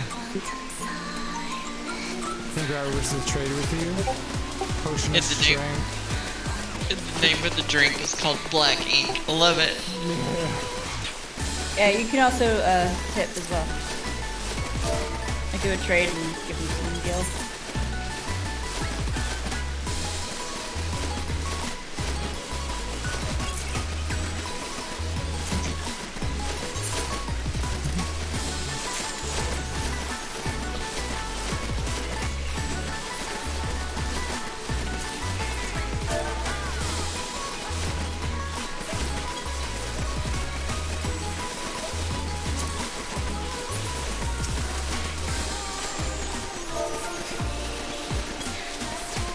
Can't do slash drink. That's great. I just love how people like throwing snowballs. It's great. It's wonderful. So the bar has snow. You're very welcome, sugar. I hope you enjoy. Alright. What do we got? Roland Berry Cheesecake. Thanks, you Eden. I love cheesecake. How'd you know that was my favorite? I love cheesecake. Yeah.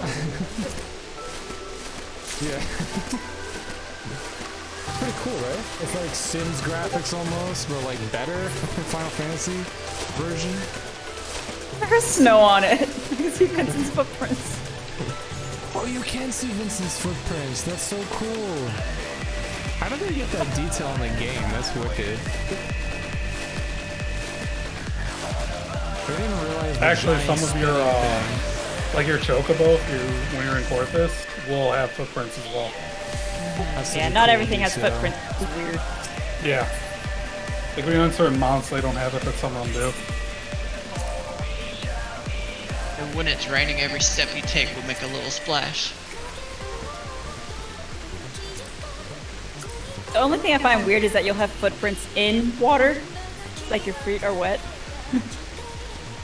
But I'm like, how am I getting wet footprints in the water? Right.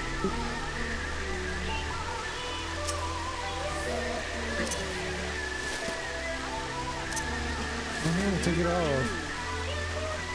Appreciate everybody hanging out with me tonight on stream, off stream.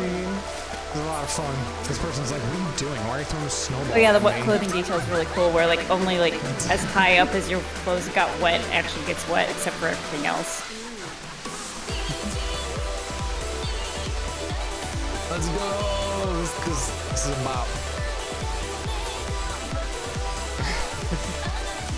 I need glow sticks in real life too, so I can follow along. Oh yeah.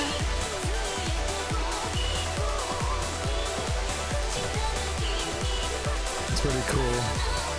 You want to dance? No? You don't want to dance? No. Dang. I was dancing. That wasn't dancing? I'm a horrible dancer, what can I say?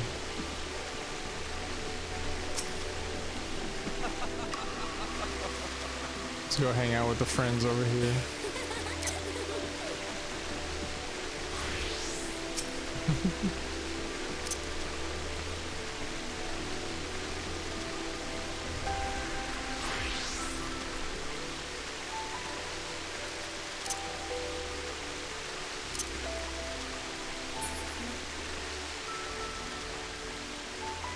See, it's like this kind of like little chill bit now. Really cool. Bro, did you just get licked by cookie dough? I did.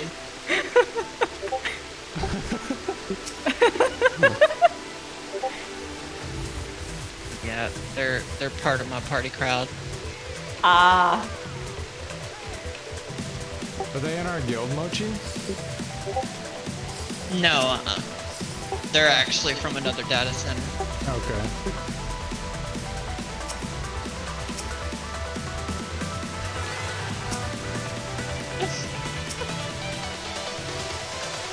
Oh, so I gotta they're, take a they're, picture.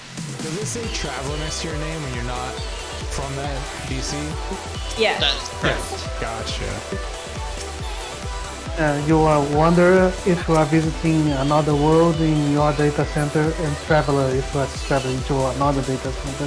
That was gonna be my next question. Okay, cool. And wonder if you're transferring to a server on the same data center that you're usually on, and then traveler for different. I will be back. My husky wants outside. Let it out!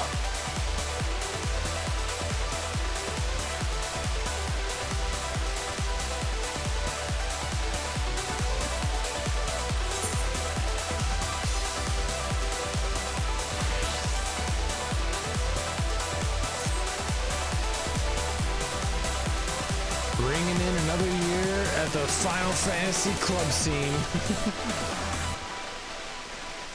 It was officially my birthday at 7:08 p.m. Giveaway 1 million gil. Wow. Oh wait, hold on. We gotta do it. Do/random. What did I get? I rolled a 378. We're not even close. Vegan, I posted on Discord the page for the weapon contest that happened earlier this year. If you I was way too far off. I was in the 900s. Eventually be implemented in game. Very cool, Shameful. Thank you so much.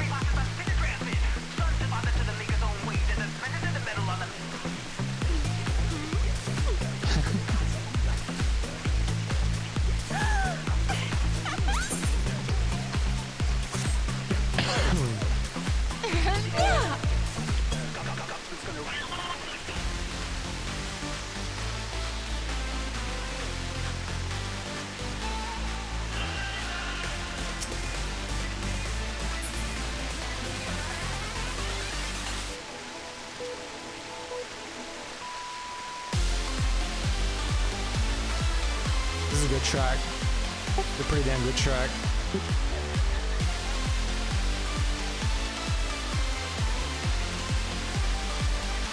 How do they type in yellow like that? That is a yell chat.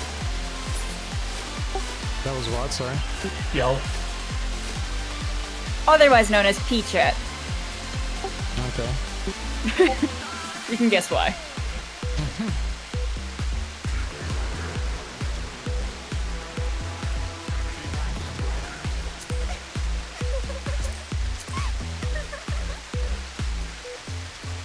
Oh, you can add new tabs.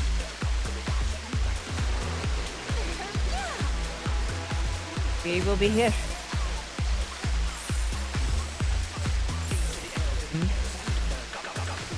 Thanks for joining, Bill. Going to my mailbox. You want to say goodbye? Oh, anyone can. Do you have access to your mailbox? Yes, because this is my home world. Oh, right. Yeah, I forgot. This is your home world.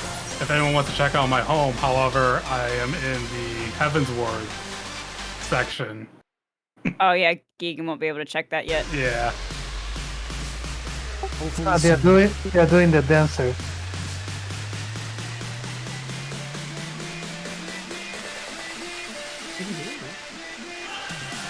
Hey everyone. My wife is heading to bed. Oh, yeah. He could probably teleport to your house. Do you have an Etherite edit? I do. He might be able to, like, right-click on your name and teleport to it.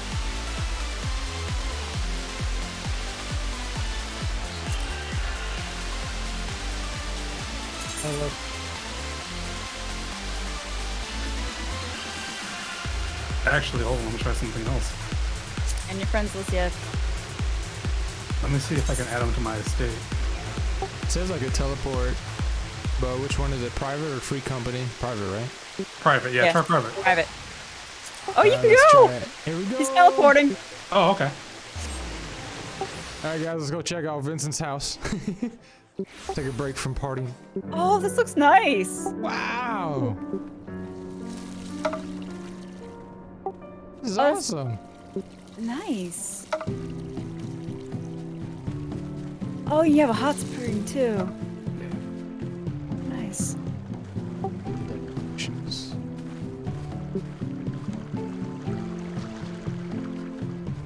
Very calm. Oh, I like it.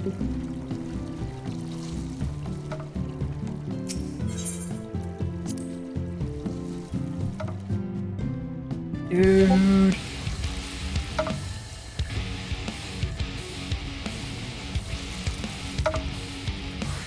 Like the music when you walk in. Oh, I have background music off because of the DJ.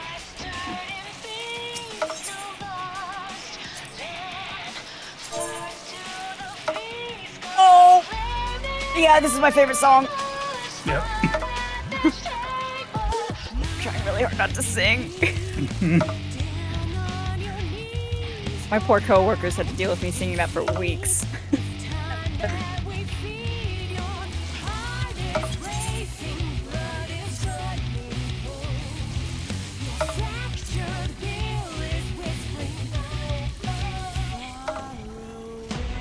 Head downstairs. Yeah. Give us a tour. Wow, look at this. Look at the library. Dude, this is amazing. The details incredible.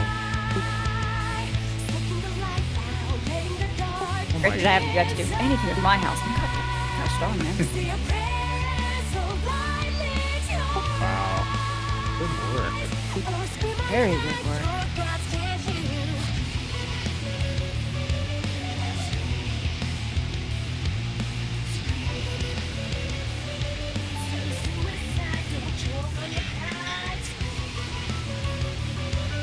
Thanks for showing us your home. This is really cool. Yeah. Is it okay to go upstairs?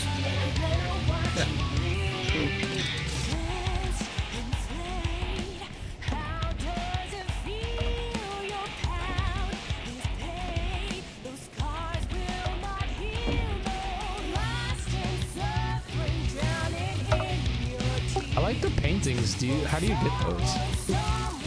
So you have to put a wall up and then you dye the wall.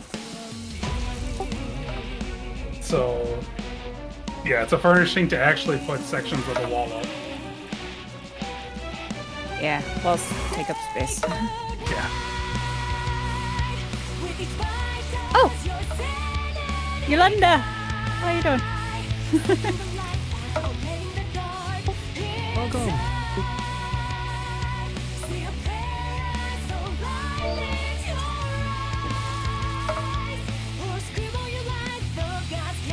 I love the food here. Tea's still hot. You like rice cookies. Very cool.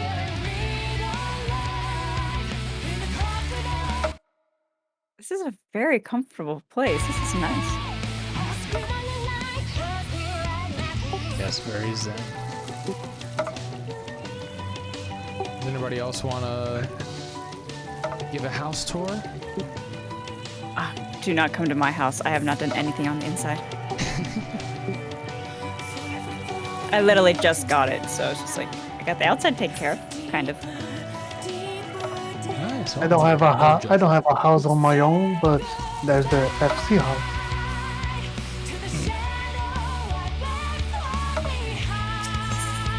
I like that he valued.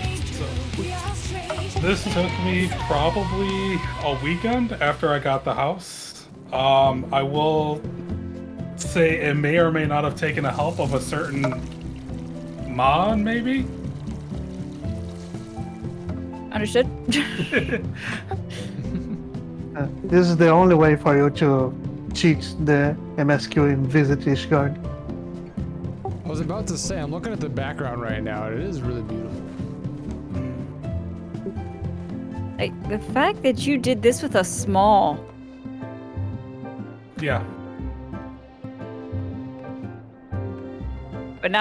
But your yard is making my yard feel way too crowded. I actually wish I had more to add into the yard. Like, this is the max amount of items that are... Well, you used what you had available very well. Yeah. Players built this place as a long-term event. Wow. Won't say anymore.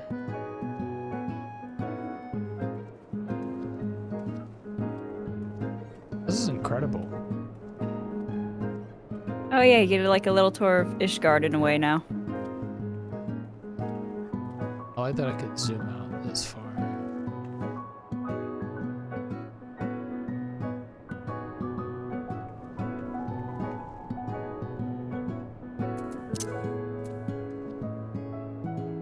Let's do a photo while we're just chilling here. Oh, no. You leave Oh! it. Oh no! Come back up here! Better run him back up. That was so funny. It happens.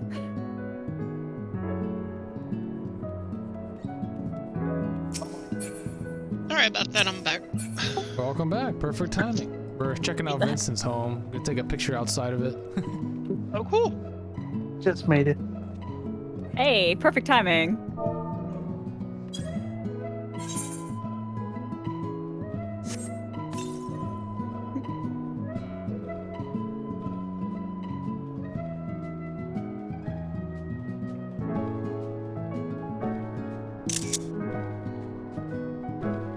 Sick.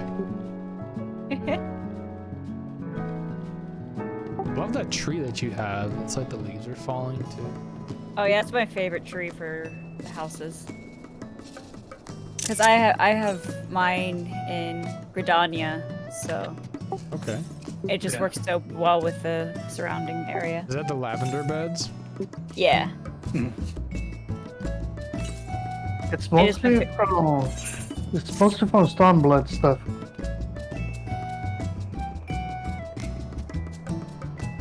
Oh wow, is that the sunrise? That's really cool.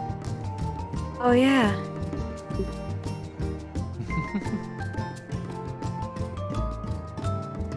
Oh, y'all actually took him there. This was a night. I didn't think he could get there. Yep. Yeah, was able so to Go ahead. yeah, you can apparently, as long as you're on the friends list, you can just right-click on someone and teleport Okay, to the just state. use the state teleport. Yeah. Okay. I imagine if I didn't buy the expansions, then if I was like on the free account, I wouldn't be able to, right? Yeah, sure. But at the same time, the free content is up to Heaven's Sword to the end of the patches. yeah, but you also don't have access. Well, the thing is, you can't buy a house and stuff. So it's like, are you able to go to the housing areas if you're just in the free trial? That's a good question.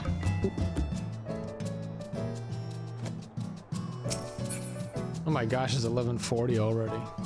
It's wild.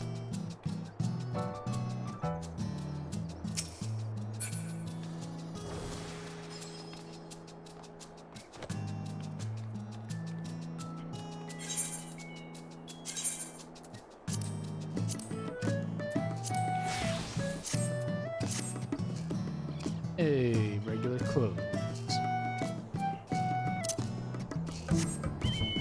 I can mount up in here? That's cool. Yep. You just can't fly.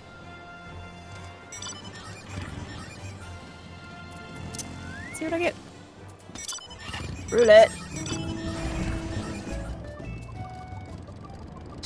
Clipping. Yeah, that can happen. I've never seen that mount. That's so cool. Actually, it's funny. No matter how big, no matter what your race, you will look cramped in that thing. Even the Lalas look so cramped. Oh, Vincent, that hat looked pretty cool. I just don't like it hides my ears. Same. It weirds me out when certain hats just don't let the Makote ears show in some way. Yeah, that's strange. Like, I feel like that's got to be uncomfortable for your ears to just be folded down like that. Yeah.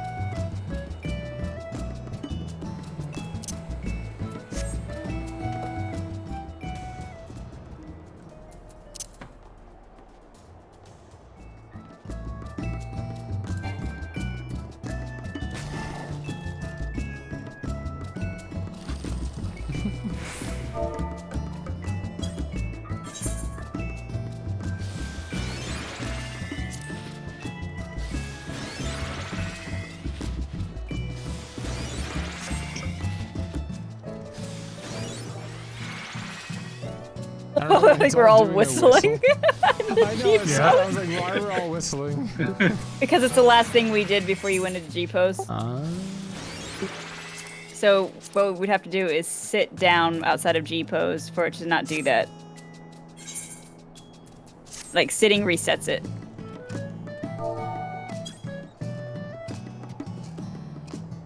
Hang on, let me fix it for you myself. Okay, there we go. And then just get out of sitting.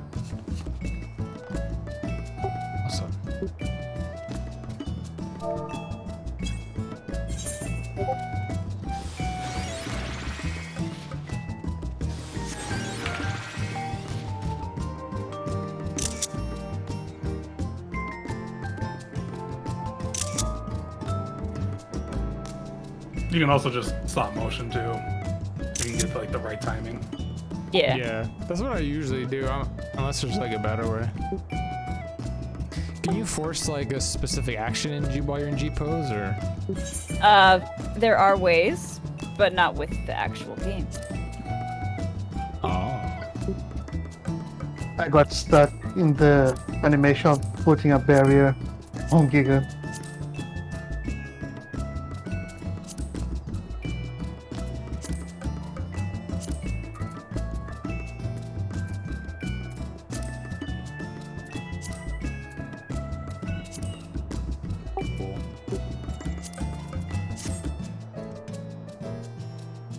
Pretty epic.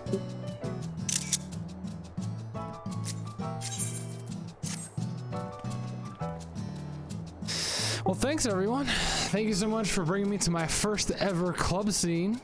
Mochi, thanks for the recommendation. That was really fun. I'm glad you enjoyed it. I liked how it was holiday themed. We were able to throw snowballs at each other. That was great. Thanks for the house tour, Vincent. It's really cool. Yeah. All right, so Tuesday we're gonna continue the MSQ. Nice. Yeah, because you're already ready for the finale when you get there. Yeah, and I could do it on the Dragoon, right? Yeah, Yeah. you can do it in Dragoon. Correct. Because the side stuff you haven't done can take your time doing it. Don't have to rush. You already did the important stuff. Perfect. Rush.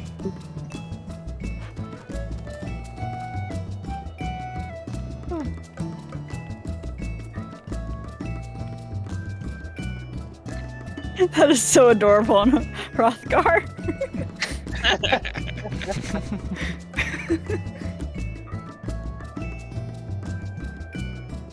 What's hilarious is if you do the umbrella dance to the song It's Raining Fellas, it fits perfect. Oh, let's get a picture of Muroko. Then I'll call it a night. Yeah, got mine too. Perfect. Let me take mine out again. Hold on. I feel like I need to start getting themed outfits now for each season.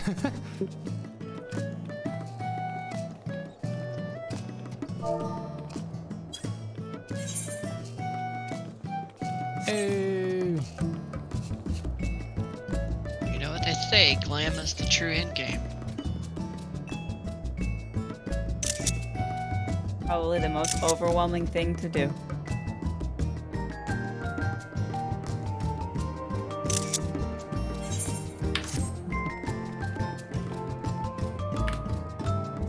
Are there jump puzzles here?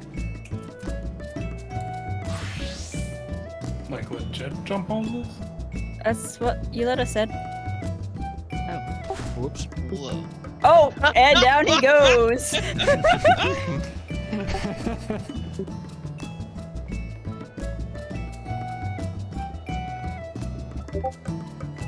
I have an outfit for you, bud.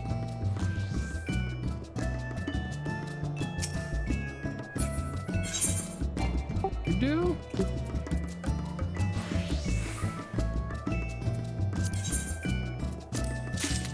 Let's see.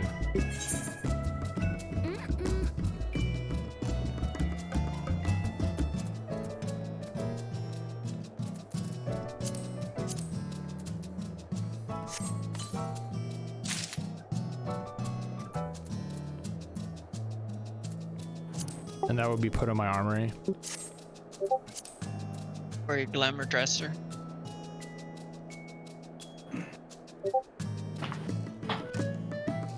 Thanks, Mochi. Uh-huh.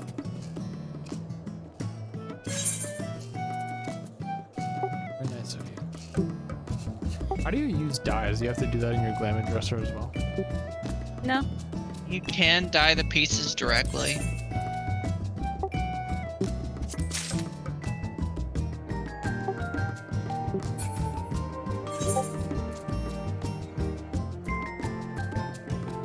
Yeah, so if you right click a piece, it'll have a dye option.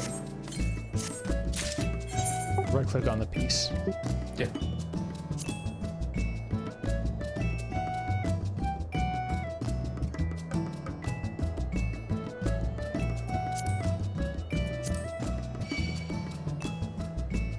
Oh, some of them are not dyeable. The way you can tell if they're dyeable or not is it'll have an open circle on the top right.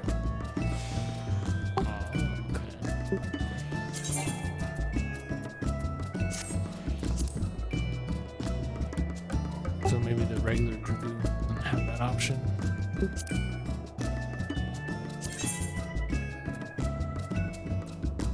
Yeah, not everything is dyeable.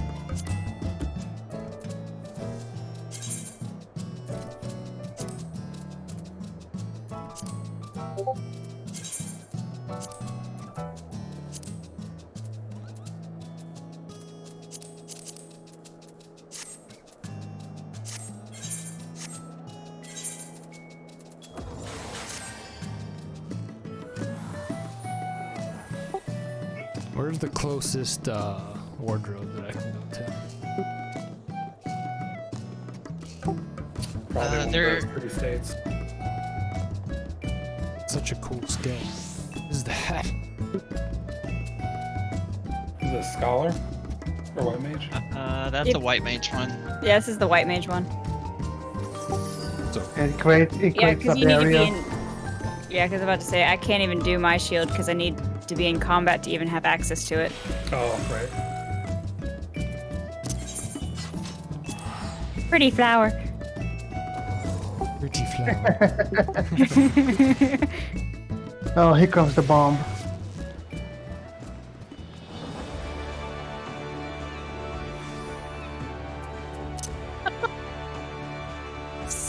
It's, I mean, it's not as. I mean, it's not for blind, so.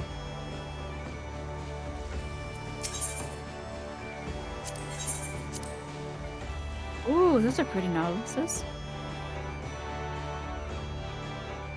Where'd you get those?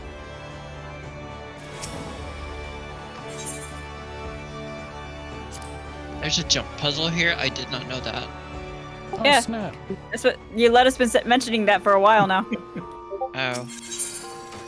Well, I'm naturally blind. Following. So. Whee! Ah! Ah! Oh, where's it?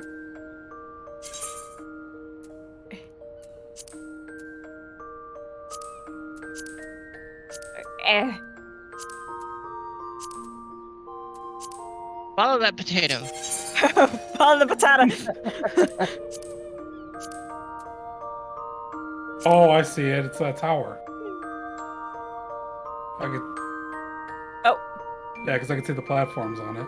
Oh yeah, I see it. Nice. I've never done this. I mean, it is a newer one. Oh crap. Oh, this would be dizzying.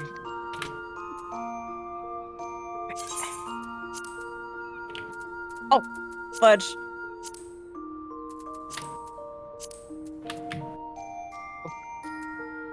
Ah, shit.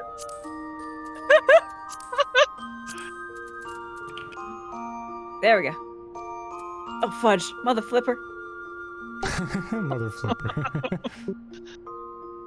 Oh yeah, now we're talking. Ooh, almost. Controllers are great. Hard to aim sometimes with the controllers. Oh yeah. Oh yeah, I'm doing it.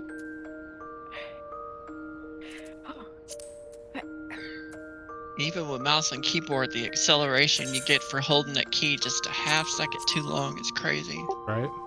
Yeah. Climb, bro.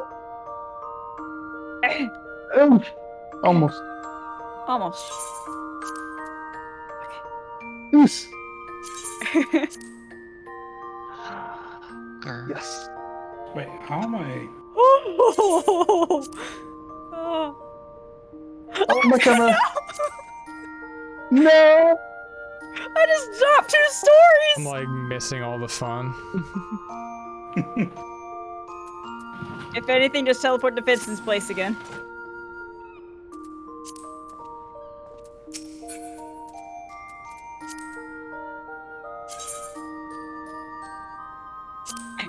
I was able to save that.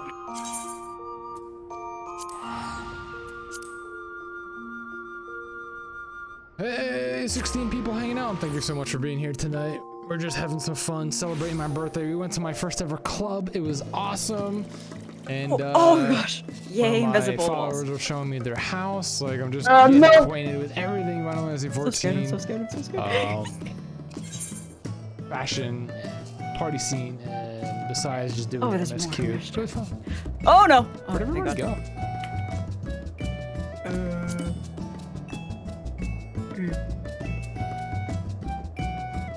There we go. They're down there. Let me use my bike. No! Oh no! Thank you, Yulia. Oh, I'm so bad at jump puzzles. I love when I feels like I'm not gonna hit the peg. I'm like, okay, oh, never mind. I think I'm just driving. Fudge. And there we go. Oh gosh darn it. Usually when I'm in like Party Finder for like something that's probably gonna take more than 10 minutes. We're I cats! just We go to should the be one good that's at going below. climbing! Oh, there you go. I see you guys. That does look difficult. Very vertical. Yeah, those are jump puzzles. When was it that they? No. This is just for fun. Oh, The bunch of duckling. many a time the summer events they put on jump puzzles platforms in the beach. Yeah, I remember that. I got my outfit. Cool. Yeah, I never made it to the top. I got to the toothpicks. Mother flipper! When was it they Oh. began doing these puzzles for Stormblood? No. Yeah. So there is technically achievement logged behind a jump puzzle Yeah. for Yes. the sightseeing logs. Yeah. Yo. Yeah, there's a couple of jump puzzles that have sightseeing log stuff. Which makes doing it once enough. It took me 4 hours to do one in Stormblood. Ooh, that was close. I still remember. This jump's gonna be tough. Oh, you did it! You're standing on like a different ledge.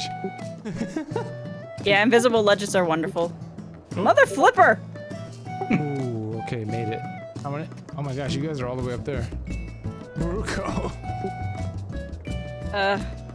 Why is it two of the cats having struggling?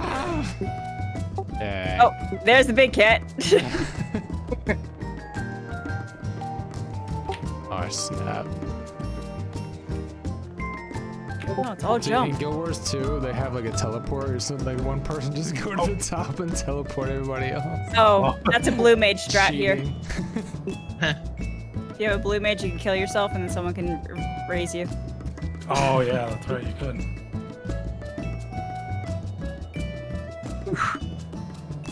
Alright guys, y'all have fun. I'm gonna call it a night. Thank you for everything tonight. I had a lot of fun. And happy birthday! Thank you. Happy birthday to Keegan. Okay. A really nice way to spend my birthday. Remember the next time you go to log in, right click on yourself and tell it to go back to your home data center. Gotcha. Okay, cool. Yep. No. And there goes Vincent. And there goes me. Enjoy everybody. I will see you Tuesday. Have a good night. Right. You as Good well. night. Thank you everybody who watched, who here for the no clip. I appreciate everyone. I don't know why my screen just went black. There we go. That was weird. Appreciate y'all being here. My computer's calling it a night. I'm calling it a night. I had a lot of fun. Thank you for being here to celebrate my birthday with me. I appreciate all the resubs and the gifts, the gifted subs. They're all legendary. If you haven't yet, go join the Discord. I'll see you this Tuesday in the next stream. I'll see you on YouTube next week as well. Have a good week, everybody. If I didn't tell you yet, I hope you had a great Thanksgiving and the holiday season coming up. Please do be safe and celebrate, and see you in the next stream.